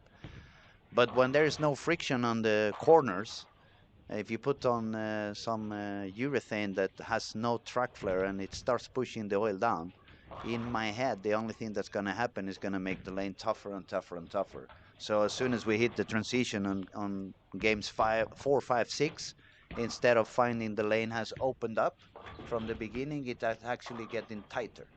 At least that's how I see it. I don't know what you guys think about it. It's a hard question. We made a tournament called Captain's Invitationals, where we played the same pattern 2 times. One time where they were allowed to use it, and one where they were not. Hmm. And it was quite a bit different. But I agree with you. It's probably the guys with a lot of rev rate, they could make it work here. But most of the guys have high rev rate. It should be that you wouldn't get too much good angles with a purple here, but I've seen that ball strike quite a lot without those angles. Yeah, it has something on it that it manages to get deep in the pocket no matter what.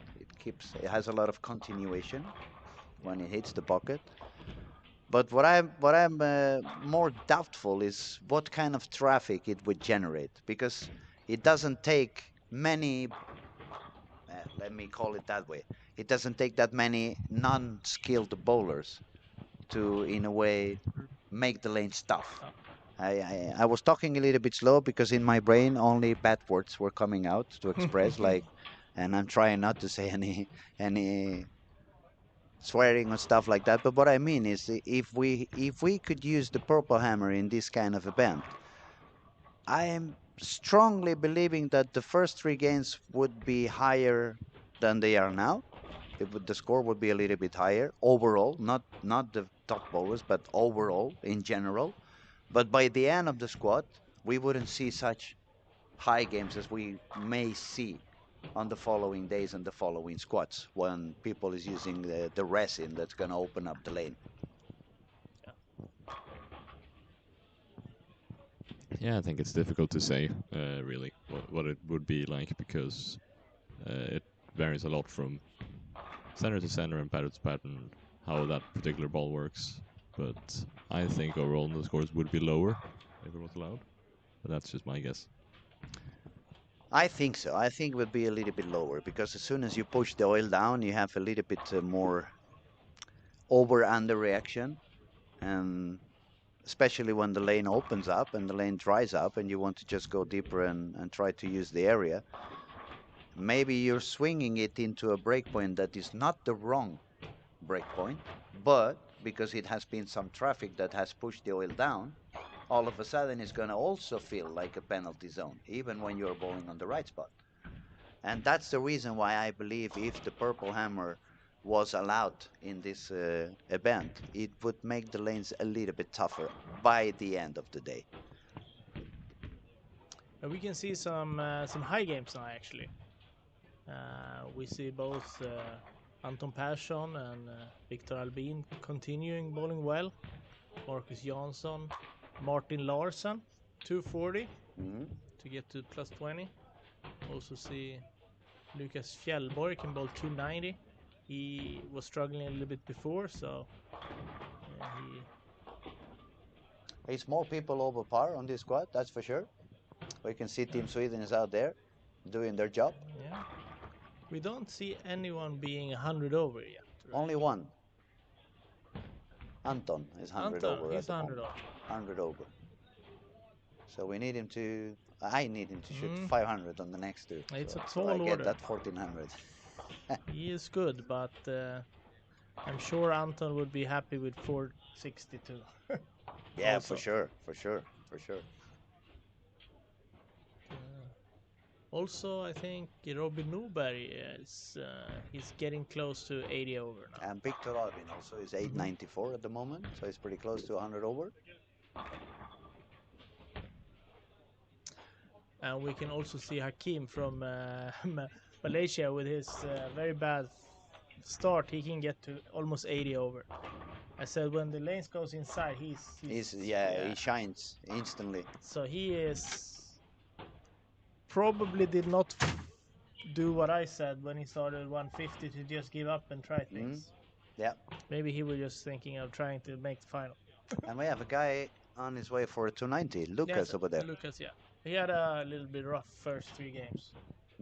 100 under, but he can get back to almost even. Almost the par at the moment, yeah.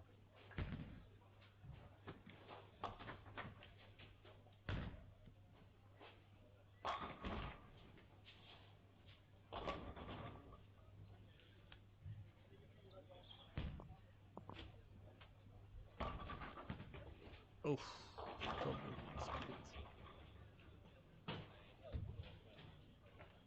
I've seen Rowan on the previous squad. It seemed to me like he's pretty good at speed control, actually, for a two-hander. Yeah. I mean, he manages to slow down when needed, and that's not something that you see anymore that often. People changing their speed on their shot. They are more into hook it or unhook it or go back up. On our times, it was very. I mean, I think it was one of my most useful tools to be able to change the speed whenever I needed to do something different. For sure, he's a pretty strong guy, so he tends to sometimes muscle it a little bit. Usually, miss inside. We had a very, very funny trip with some of these youth players. We went to Peru to play a tournament against those guys, and they put a super difficult Seoul pattern out.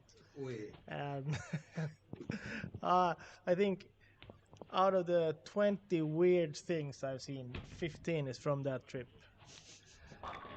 One of the guys, he left the 10 pin and he threw it in the left gutter when he was supposed to spare because he was trying to back up, but it didn't hook on the outside. And on another shot, he got stuck in the approach and he managed to get only 479 on the first shot. That I've never seen before. 479. I have to think about it. 479. Yeah. So the 4 passed through the 5 and the 8 and just took the wow. And the ball avoided the 4. No, sorry. The 8. Yeah. So it was basically almost taking only the 7 pin, but he got 2 more. And in the single event, Newberry won an amazing match, 128 against 132. But he won. Not so good for the business when you try to make the Wow. the game look spectacular. No, that was not good. But we had a lot of good conversations about spare shooting straight after. I can understand why. I told them that you can do whatever you want to. If you come and show me any of the 10 best bowlers on the PBA tour, not bowling straight, then I will let you also do it. 50. Yeah. I'm curious, what was the average during that tournament overall? Or from our side, it was one Swedish team and it was 5 Peru teams. We were the best, and they averaged between the lowest average for 18 games was 173, and the highest one had 181. Yeah.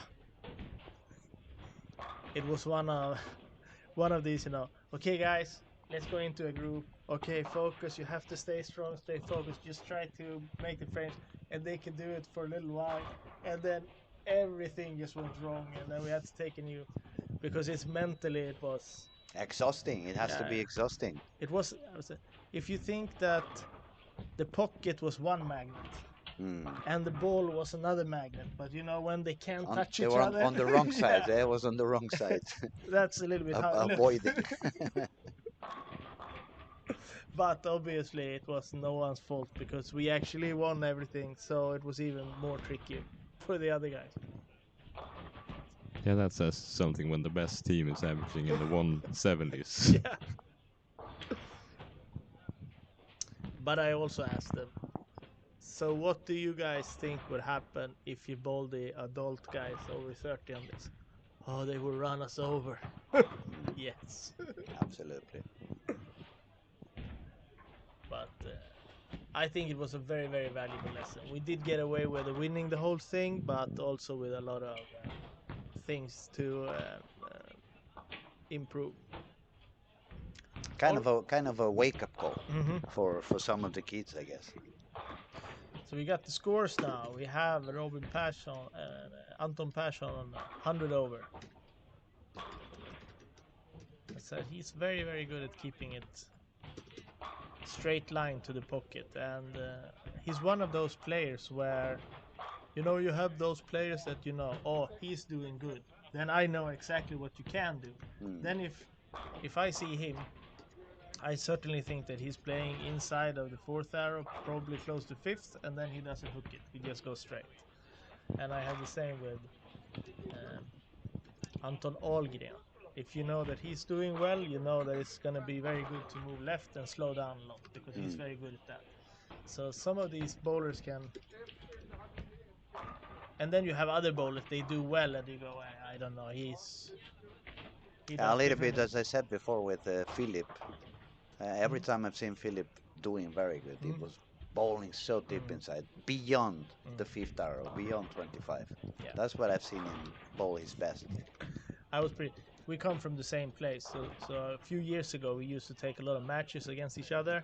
So we had the first match and he beat me pretty badly, and then the next match I just put the match on lane 1 where we have a wall, so he can't. And I beat him completely, and then after that, every time he beats me, I just move the next match to 1 and 2. Yeah. Go left now if you can. Yeah. He started out leaving a 4-pin, and he managed to kick the wall when he spared the 4-pin, and then you're in trouble. Yeah, absolutely. All right. Okay, now we are starting the 5th game. So transition is already here, no doubt about that. Now the main issue is how good is the transition on the lane that I'm bowling at the moment, because the traffic has been different. We have seen some people staying a little bit further and some people moving in a little bit sooner. So depending on where you're coming from, all of a sudden you believe, okay, the line was here, but maybe it has been used so deep inside right before you hit that pair that you find it so dry in the heads. And if you're not quick enough to make the decisions, then you're going to lose 2 or 3 frames that are going to be crucial. I think that right now I would say Hakim is the guy to watch. Yeah, because this plays very well in the type of shot he has, and he's an extremely experienced national team player from Malaysia. Mm. And those guys, They have a lot of talent as well. They have been yeah, shining up for many years already. they have very good programs for training, and they also they know how to practice because they practice a lot, and they also know how to bowl when you're really nervous, because you are when you're representing your country, and it's so much media attention there. Mm. So I think he will do well. It's going to be a little bit interesting. We can see now Pontus Falkel and Ant Persson on the same pair, 17-18. Both are bowling very deep, but a little bit different solutions, where Anton is going a little bit straighter at it, and Pontus is using a few more boards. Mm. Anton reminds me, the way he's bowling the lane, it reminds me a little bit, I would say late 90s, when it was very popular on the Danish Master to bowl that reverse block kind of pattern, that it forces you to start pretty deep inside. Yeah, this I remember actually when Bakke won the Danish Masters, it was so deep inside, like sixth arrow, but he wasn't swinging the ball far because obviously it was a reverse block, so you couldn't send the ball that far to the right. So it was pretty straight into the pocket. Yeah. It was actually a little bit before my time, so but we played on that kind of patterns later on too. Mm.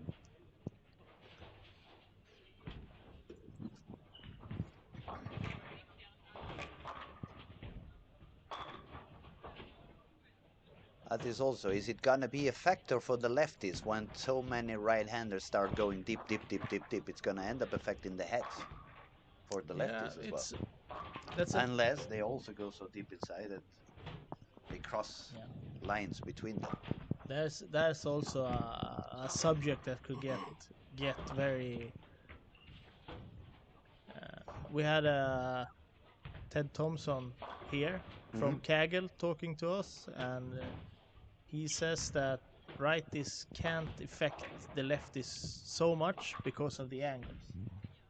Because when the right-hander goes a lot left, obviously he will need to throw the ball to the right. To the right.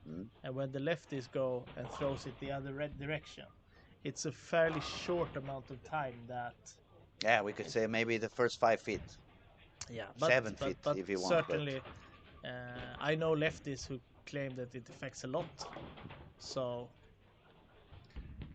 Yeah, I was telling because I remember when we had the Thomas Leandersson Christmas event in Mora. Mora was a bowling alley that back in the day it was very tough on the corners, both sides. It was kind of a negative fall on the outside for both sides.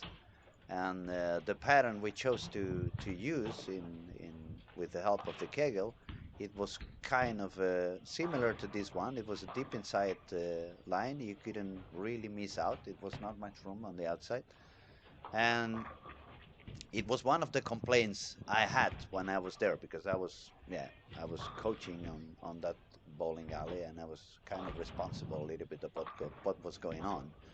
And I'm not going to say any names because there's no need for that, but there was a couple of very talented lefties from Sweden, Team Sweden, and they were a little bit upset, like telling me like, I'm not going to bowl here anymore because it's impossible for a lefty. There's no room, and then you put a pattern that all the right-handers are getting into my area, so I cannot move deep because it's all of you bowling in my spot, and I cannot go any further out because of the topography. And they were quite upset. So that's why I remember now. And I asked, do you think it's gonna affect them the same way as they believed it was affecting them? And then it's who should we believe? Ted Thompson, who is working for that and is a specialist on this, or real talented bowlers that I also believe they know what they're talking about. Yeah. And they are the ones throwing the ball. So they really feel what's happening. So if they really tell me I cannot really go any deeper because the right-handed traffic doesn't allow me, Maybe a small part of it can be mental, Mm. but I believe it's true. It's happening for them. So as we said before, maybe it's going to be a little bit tough for the right-handers, for the women, sorry, because they cannot have such an easy way of moving deep inside unless they are Daria or Daria style. But that also makes me think about the lefties. What's going to happen if we get a lot of traffic and people starts moving in? Is it going to let them enough room to bowl on? Are they going to jump into the right sides because we are staying away from the outside as well? Yeah. I mean, I think the lefties that can control their break point a bit and have the break point a little bit more inside than they usually have, they're probably going to be okay here. I think so. Yeah, because then they can start making shots so far right that the traffic wouldn't affect them either. And I think players like Jesper and James and those guys, it's just sometimes I have a feeling that left-handers want to have the break point a little bit further out because they used to see that shape. Even though they either go more left or they want to hook it a little bit more. But we will see. We will see. Okay, back to scoring. Let's see who's doing okay. We have Robin with a spare and Turkey on lane 12. Robin Norbert. He's up there. He's fifth in the squad with 70 over. 70 over. So Anton Persson has made marks all the way. And where do we have Victor? Right here. Yes, you are. The other Victor, the Albin one. He is on 4. Oh, 3 and 4, yeah.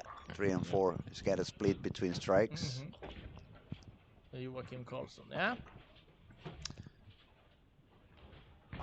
Where is Hakim playing now? He's on 5 and 6 and just baby split. But he has a double before that and he made a spare. He managed to spare, so yeah, still up there. It looks like, you know, when you're talking about the 4 extra spot, the early bird spots. There's not so many numbers between 1290 and 1350. It's only one score. So obviously it looks like it's going to be a bunch in between there now. Yeah.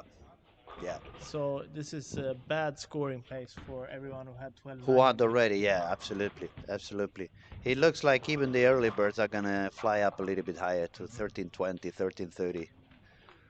So that's going to push it up to 1350 for the regular cut as I was predicting a little bit sooner. So I'm going to get one right and the other one wrong. It's no 1400 on this squad. It doesn't look like it's going to happen.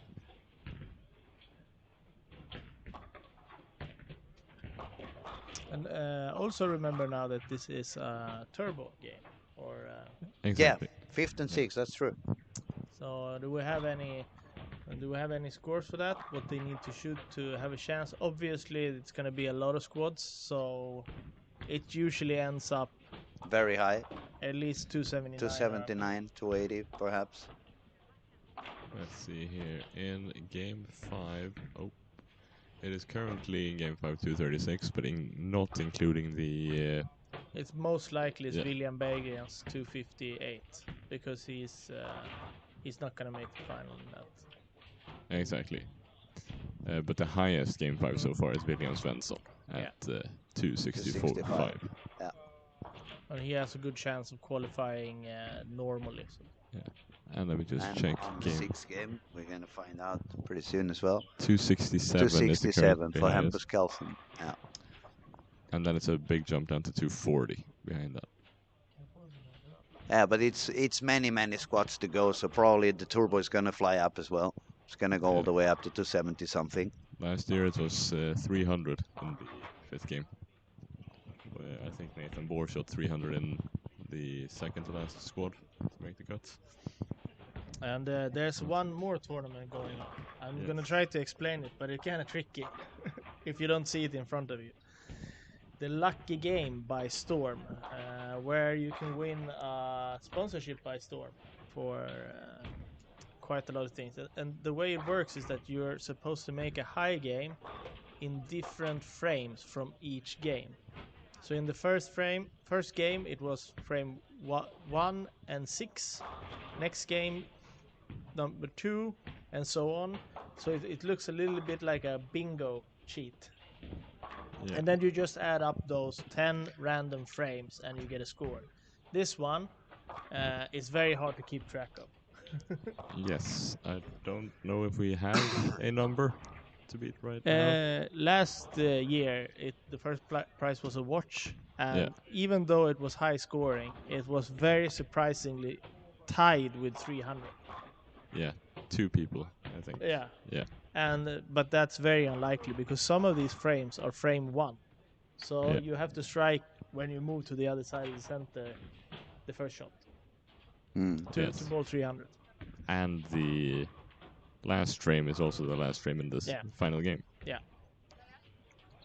So that is the only frame where you can really, like, you could go around and check. And then you have 2 free frames, 7 and 8. Yeah. You can choose the best of any of the 6 games. No, this is just the frames. Yeah, it was too far. Yeah, but frame 7, for example. See, it's not marked. Yeah. Frame 8, it's not marked. So I guess you just choose the best. No. No. No? So this is frame 1. Yeah. Okay. Now I understand what you mean. Yeah. I see the numbers now. Yeah, I thought you were Yeah. bowling the whole Yeah. game, and okay, I need to get a strike on frame Mhm. 1. Otherwise, Yeah. I have a second. Yeah. A second. Okay. Okay. Now I see it because we had the format down there. Mhm. They called it triplex. So you bowl 3 games, Yeah. and you the basically best. choose the best frame from any of the Yeah. 3 games. But this is fun, but it's kind of hard to know if somebody's doing well. Yeah.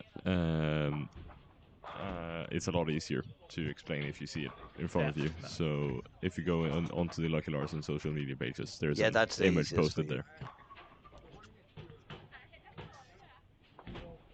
And included in that prize is 9 storm bowling balls, as well as 3 tournament 3-ball bags and a merch package from Storm as well. Very nice. And that is only for 150 Swedish crowns. That's like 13 euros. Yeah, Yeah. per to- squad you to bowl. play that. So And you don't have to bowl 300. You just have to bowl the highest of everyone. Exactly. Okay, we have a good game going for Robert Lindberg Where is on he? 9 and 10. Yes. Possible 269. It also puts him in the run for. He can get to almost 100 over. Yeah. Carl Eklund can go to 269.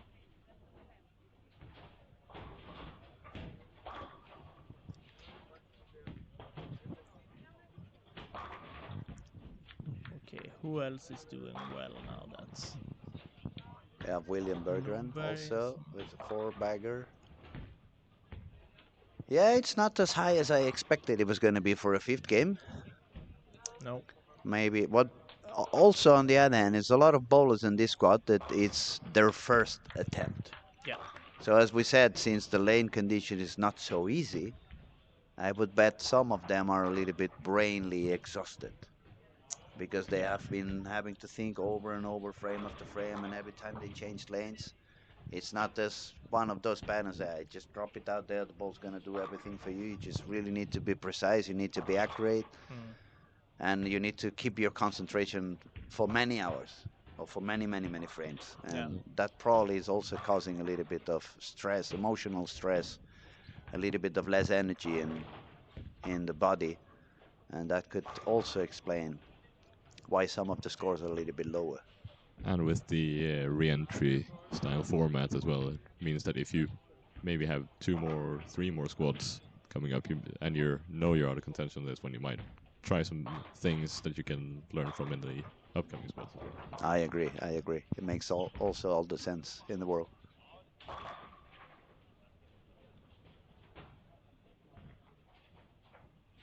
So we're probably gonna have a couple of 1320s, 1340s by the end of the day. Yeah, this is by far the highest scoring squad overall so far, I think.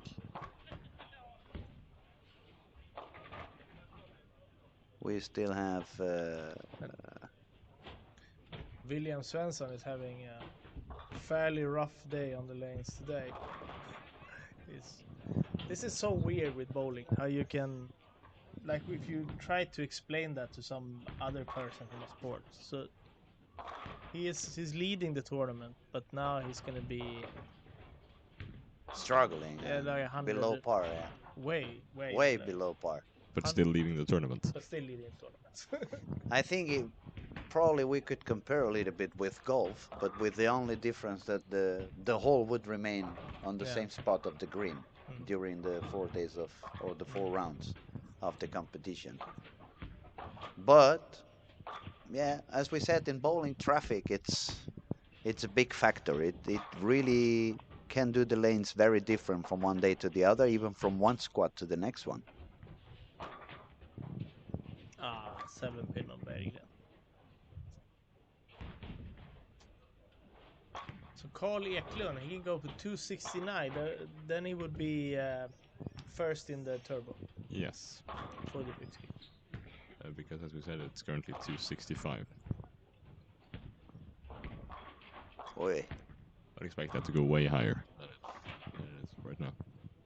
Martin Larsen could have got. You got a split on the 11th.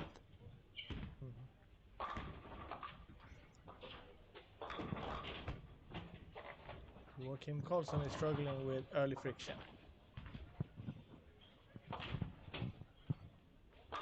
Going back to the turbo, by the way, if in the case that there is actually a tie on that, I believe it is the highest overall qualifying score that counts. Okay. For who moves on.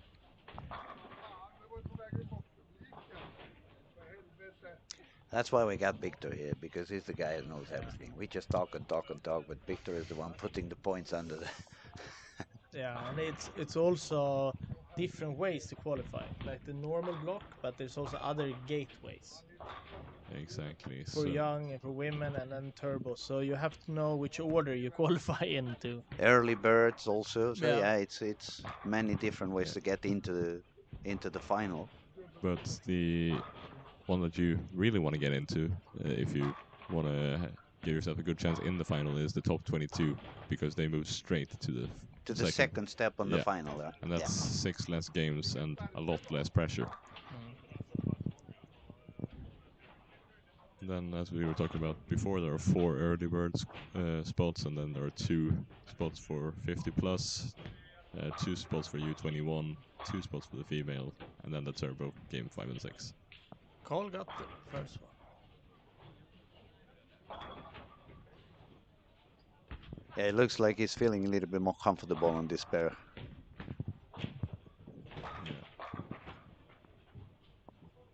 Marcus Jansson, 247. 107 over. Yeah.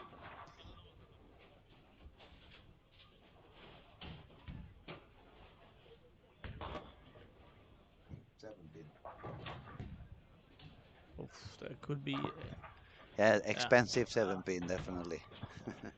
He's gonna be right on par, I think. Does it say 60 or 80? 80. Yeah. But 258 if he spares it, so he's gonna be tied right now with William Berggren, 258. Yeah, because I don't think that's a score that's gonna hold up. No. Yeah, there's too many games being played. I think William Svensson's current score is going to take him to the final, so we can probably count him out of that turbo. What I mean. Yeah. So then it would be, but I think that someone is going to make a higher game at some point.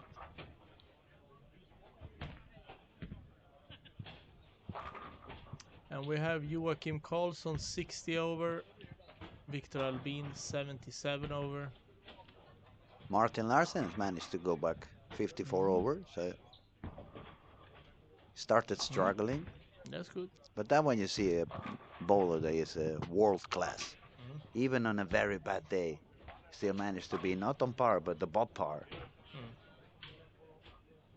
Yeah, we're gonna have Anton Persson close to 100 over also, 96 over if he strikes in the field. And it's a good score, but you're certainly gonna have to do something in the last frame. Yeah, you need a good high game, because You guys predicted around 1330 something. I said 1350 at least. So that already tells that everybody in this squad at the moment needs at least a 250 something game. But Yeah. I'm guessed 130. Everyone else guessed 150. And I'm thinking that if the whole squad is going on and nobody bowls 130, I might be closer to the truth. Mm, I But agree. I who agree. knows? I don't think I actually said my prediction No, before, no. but yeah, I'm gonna actually go in between you guys and say 140. But that was very. That's the smart guy. Yeah. Wait a little bit longer to Yeah. say his prediction. I Who's forgot gonna to see say that here? before. Also, James Blomgren can get to 106 over.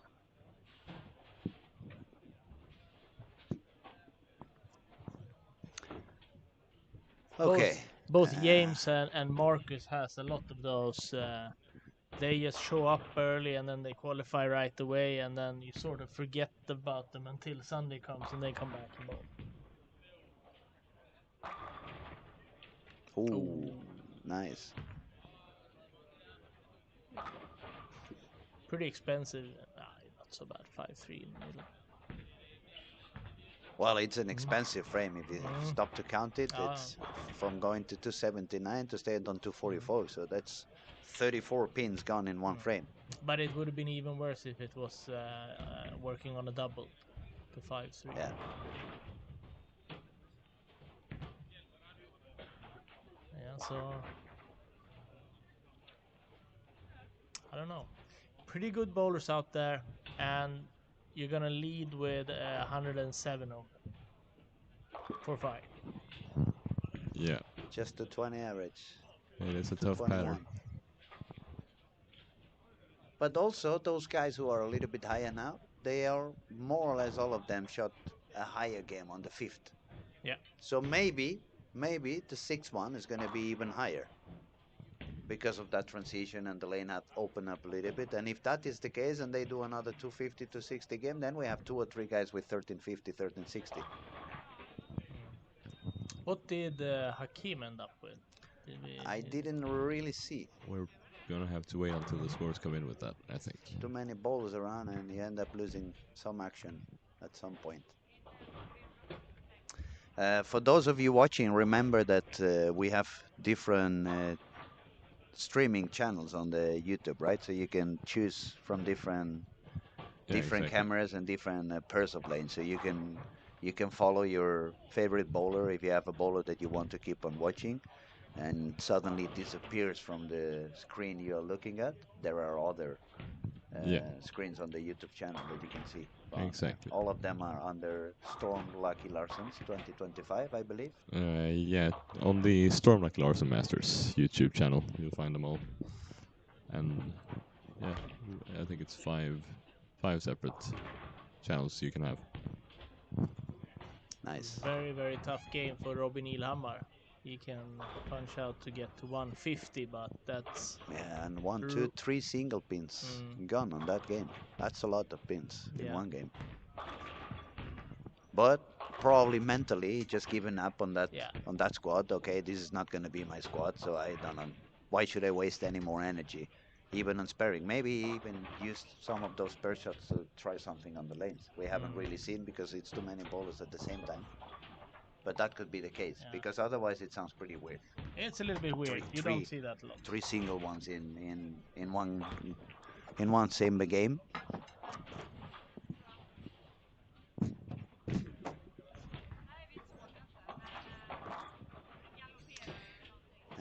Entering the last game of the squad, and we're gonna see. Oh, Hacking was there. Yeah. So he was 78 over. Started So with that an means open. he shot just 202 on the fifth frame, and he started now with an open. He's also bowling with Pontus with 79 over on lane 1 and 2. So it's another guy we want to follow and see what goes on. Then we'll have Marcus Johnson on 15 and 16. Is with 107 over. We got Victor Albin on 1920 with 77 over. And James with 1106 is going to move to... Where's James going now? He's been moving right. They should go to 1112, I think. I think James and Rowan are moving to 11 and 12. I have to wait 1 more minute until the lanes turn on. And a lot of opens on Hakim, Anton Persson. And the 1400 is gone. What happened there? Triple.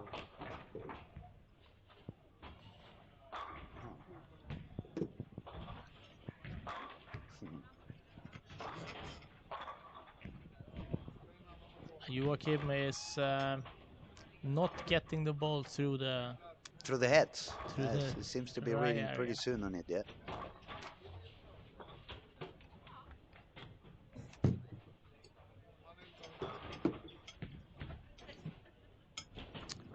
Robert Lindberg bowling for Team Pergamon.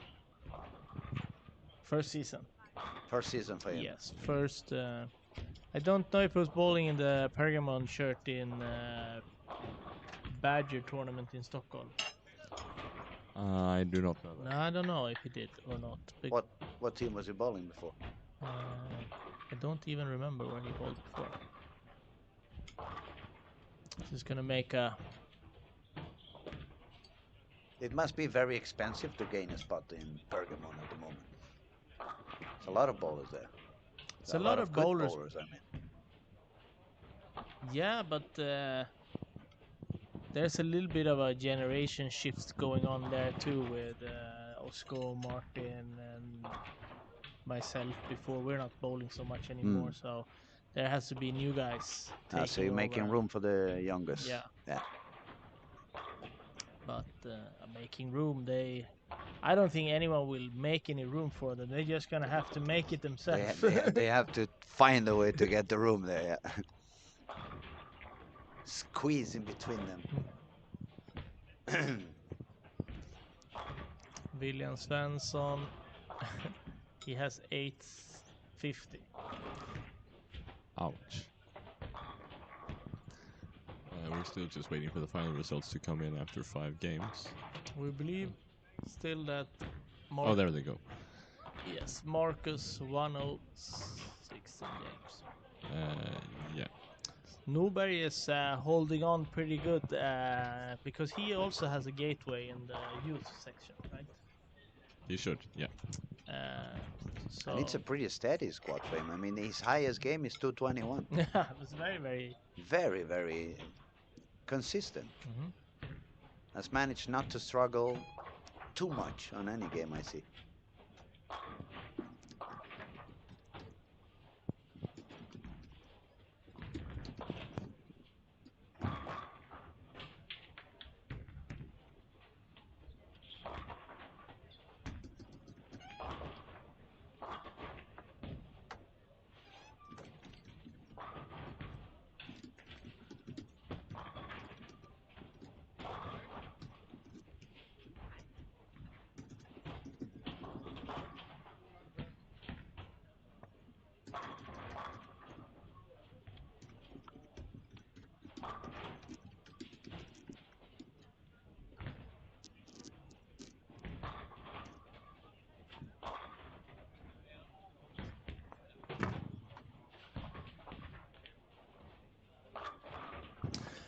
So unfortunately, I think that it's more common with some open frames in the people with a good score than it is with a lot of strikes right now.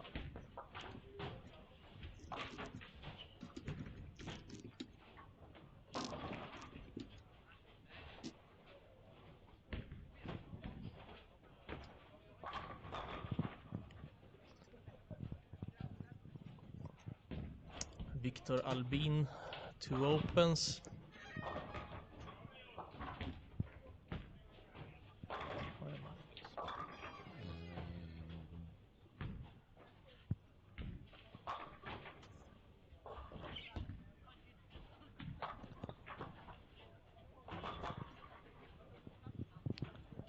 We're looking for Marcus. Marcus started double on.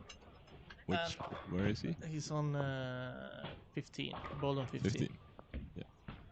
was a very good shot. You could see on his body language that he probably thought it was going to be a three-bagger. Yeah. Maybe we can see a run from Martin. He can still get, but he needs a lot of strikes. He's 50 over before the last game. Still can go for the turbo as well if he gets strike out to 90.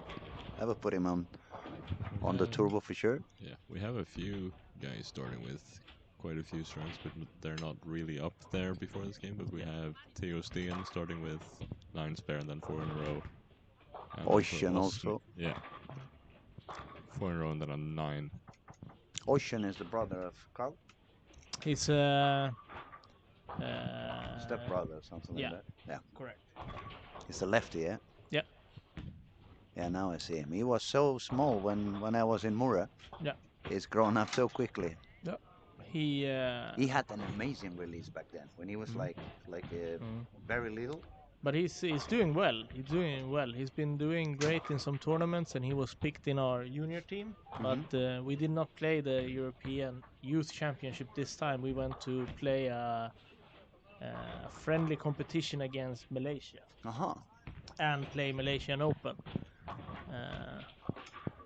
We've had some cooperations between Sweden and Singapore and Sweden and Malaysia. Where we exchange ideas, both as from a coaching perspective, but also from some scientific research. And also we're trying to teach the kids how important it is to make friends and connections with other people where you're in a young age in bowling, because it's such a small industry that you're gonna run into these people all your career, your career. And all of a sudden, the guy you bowled in the youth, he's now he became the coach, and you're the coach or somewhere he's else. Or running a tournament manager, or stuff like that. It's a ball rep. It could be anything. So just fight hard on the lanes and keep friendly friendship off the lanes. And it was a very, very successful trip. I have a picture in my phone. I watch it sometimes when I want to feel some joy. They're all very happy and screaming. So that was a nice. It's one of the areas that is not so common that we see this kind of friendly matches between national teams, but it's super useful. Because I remember when you guys came down to Spain a few times and did some friendly matches against the Spanish Federation or the Catalan Federation, either of the way, it was the times that the Spanish team was most successful. And I believe it's not a matter of talent. We were more talented than now, or now they are less talented. It's not about that. It's that we had this mindset. It was different. When you faced, for us, it was either Finland or Sweden was by far the best bowlers in Europe and the highest talented national teams. So for us, the fact that we could have a little bit of a friendship and a little bit of seeing how you guys did the things, it helped us change a little bit our perspective. It helped us change the way we confronted the competitions, and it was the most successful era in our times. We had medals in European Championships 2 years in a row in the 5-man competition. So that means it's not just that you had one talented bowler that he was so good. Like, for example, back then when Torre was bowling so good and he could win any medals for Norway, when he was pretty much the only really super talented bowler or really super successful. Before him, it was what was his name? Storm. Arne Svengström. Yeah, but in Spain it was not the case. It was not that we had one super talented guy. It was like the whole group learned to have such a connection and chemistry on the lanes, and we became a team. We had some bonding, and I believe most of it came from these experiences that we had among Team Sweden. Either you guys coming down or we coming up, like we did for the European Championships in Malmö. We came 1 week earlier and we spent a week doing friendly things with you guys over there. Yeah, I think it's important, and there's many other things too that if you want to be a successful bowler, that you have to learn off the lanes. One thing is just traveling, how it works. Uh, we we emphasize three circles. Like one is only bowling related. The next one is taking responsibility for your own progress, and the last one to be able to be in a group. And like if you go on the PBA, it's very much taking individual responsibility for everything. No one is Yes. going to help you. You fix your own cars. You figure out how to join USBC so you can play this tournament. It's all on you. But when we go in, and that you want people to be able to do that, but you have to be able to also be flexible so you don't become. This is always how I do things. I don't care what the group wants. I'm gonna go to the bowling center 1.5 hours before. Yes, but we all want to go 1 hour before. So you have to. You need to adapt a little Mhm. bit. You need to be a little bit more flexible with Yeah. your routines and Yeah. stick So stick into the team's life in a so way. yeah. This is also like the trip I told you about when we went to Peru. Hmm. So the kids think that we are going, and I'm gonna watch them bowl and see how they perform. But But it's it's a lot. actually It's a lot more for you than yeah. just how they Actually, perform on the lanes. you just being here and bowl, it's enough. It's the same for when we send 15 people to World Series. And it's like, what is the goal with the project? Well, it's already met. We're 15 people here bowling. Either you're going to do really good and it's going to be a great experience, or you're going to do bad and we know exactly what we need to do when we come home. And that is, I'm only looking for making better national team bowlers. I don't really care if I make good PBA bowlers. I But understand. I understand. of course, if I could pick, I want everyone to do really well. But I'm just more there for the progress than the results. The momentaneous. Yeah, exactly. It's but all right. Martin Larsen still going strong. 5 strikes. Marcus was struggling a little bit, I think. Yes, with an open. So where do we have James? I lost him.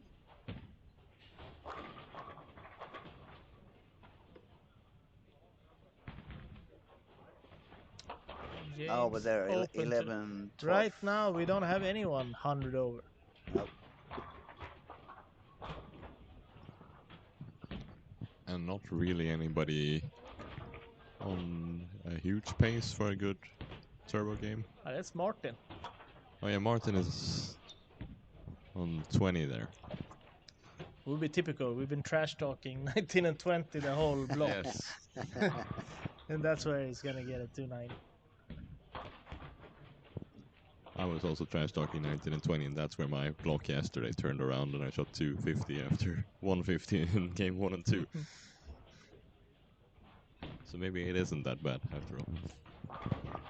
It's a little bit interesting too. You can could be all kinds of reasons why the scoring pace isn't so high, but it is also a little bit dangerous indication that the more good bowlers that joins the squad and the score is not going up, they are probably not affecting the lane that good. No, that's true. And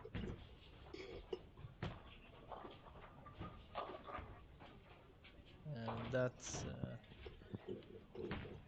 Yeah, that would probably change the cut a little bit lower, and it's gonna put it closer to what you said.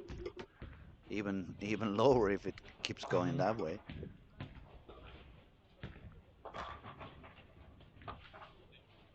As too bad the crease isn't here. We could blame it on him if he was sitting down here by now. so. Let's see. He can get. Oh. James can still get to 1350, but now it's quite a lot of frames that needs to be. And it's almost a strikeout.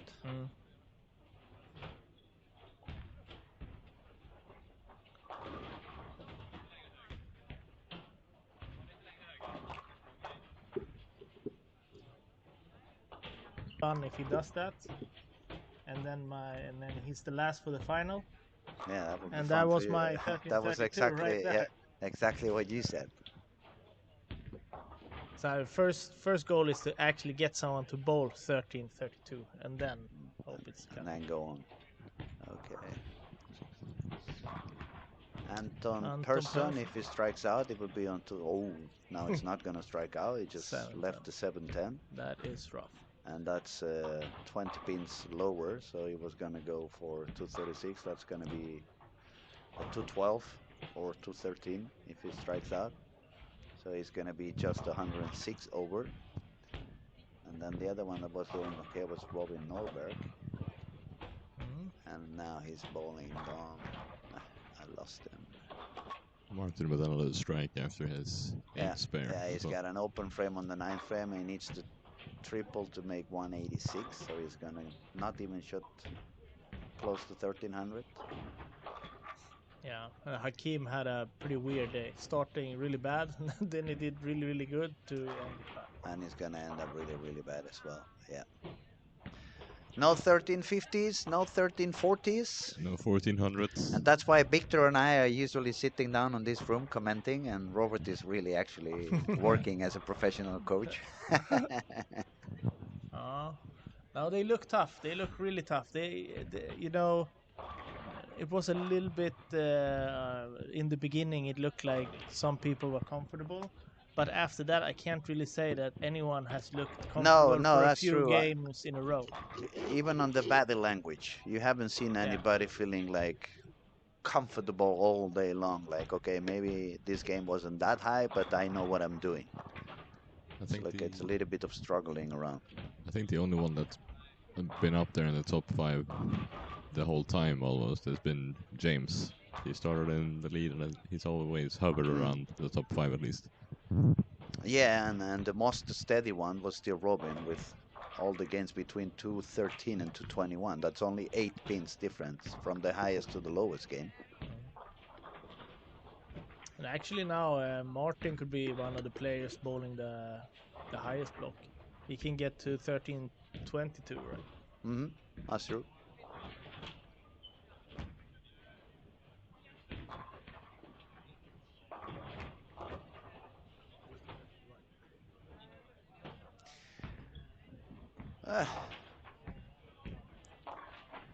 Well, we don't see that many lefties comparing to right-handers, but they're not doing that bad either. I mean, the fact that James is up there, it proves you can bowl. So we haven't really seen a big struggle because the right-handers are moving deeper in the lane. There haven't been that many lefties actually that have bowled at all. But maybe we can ask some of them later on, as soon as the squad is over. It could be an interesting interview. We can grab James and ask him, did you feel any affectance because of the right-handers moving deeper and deeper? Did that affect your lane? Was it the same for you? Was it any difference? Yeah. Martin got away with barely getting to the head pin, and it managed to strike. That so was a he's very still... light pocket, right? Yeah, taking care of the pins. We don't want to hurt them. Yeah. Let's see if Marcus is getting ready for his last frame, and he can get to 1312.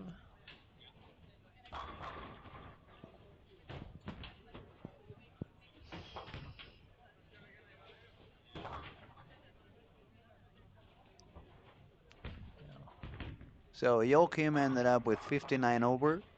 Carl's gonna end up with 10 under. Noel, he just was the leader of the previous squad. He shot 40 under. Robin Lindberg has been fighting all day long with quite okay games, but he had the low 175 on the last one, so he dropped down to 1240.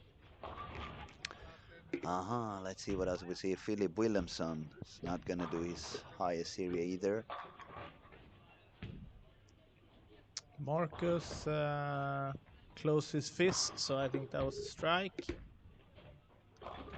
I mean, A very terrible bat frame, 10th frame split for Martin. Yeah. 1312, it has a potential for the Leading the squad. yeah, and also for the early bird. James can still get to 28. So he could pass Newell with 1 pin. Mm. Then he would be in very good position for the early bird. And Martin shoots 1285 after that open, so Oof, that was expensive. he could have shot 1300 actually. If he, 1320. yeah. I could have ended up leading the squad with a strikeout. Mm-hmm.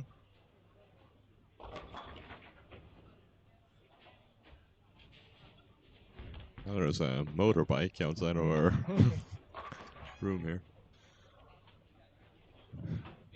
And 1301 for Marcus.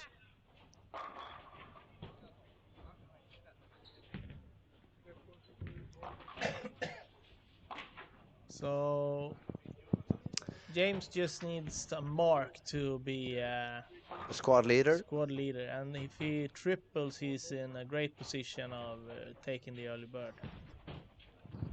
We First had a shot, strike. we had a quick question for Louis here. Mm-hmm. Somebody asking if you're playing the tournament. No, not this time. Unfortunately, I have a medical issue. It's not going to allow me to bowl. So I'm just going to be hanging around and doing a lot of stuff, but not bowling this time. Hopefully next year I'm going to do my re-entry into the event and bowl again. I really would have liked to bowl, but to be honest, I would have really liked to bowl the previous year. Because last year the shot was really far outside, and that's really my comfortable area. But also medical issues didn't allow me to bowl last year. That's the problem when you start getting older. You get more and more pains here and there, and it becomes a little bit tougher. But I promise to bowl next year if I'm healthy again. Sounds good. So James didn't get the other one. He actually missed the head pin, but only left the 3 pin. But he's gonna still get to 13-17 as a squad leader.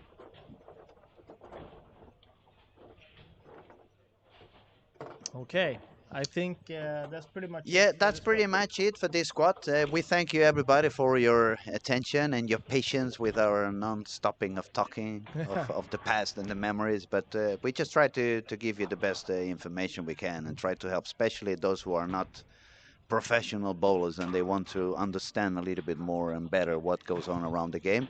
Thank you, Victor. Thank you, Robert. I guess we'll be seeing each other's during the week, and we probably will be back in doing some commenting sooner or later.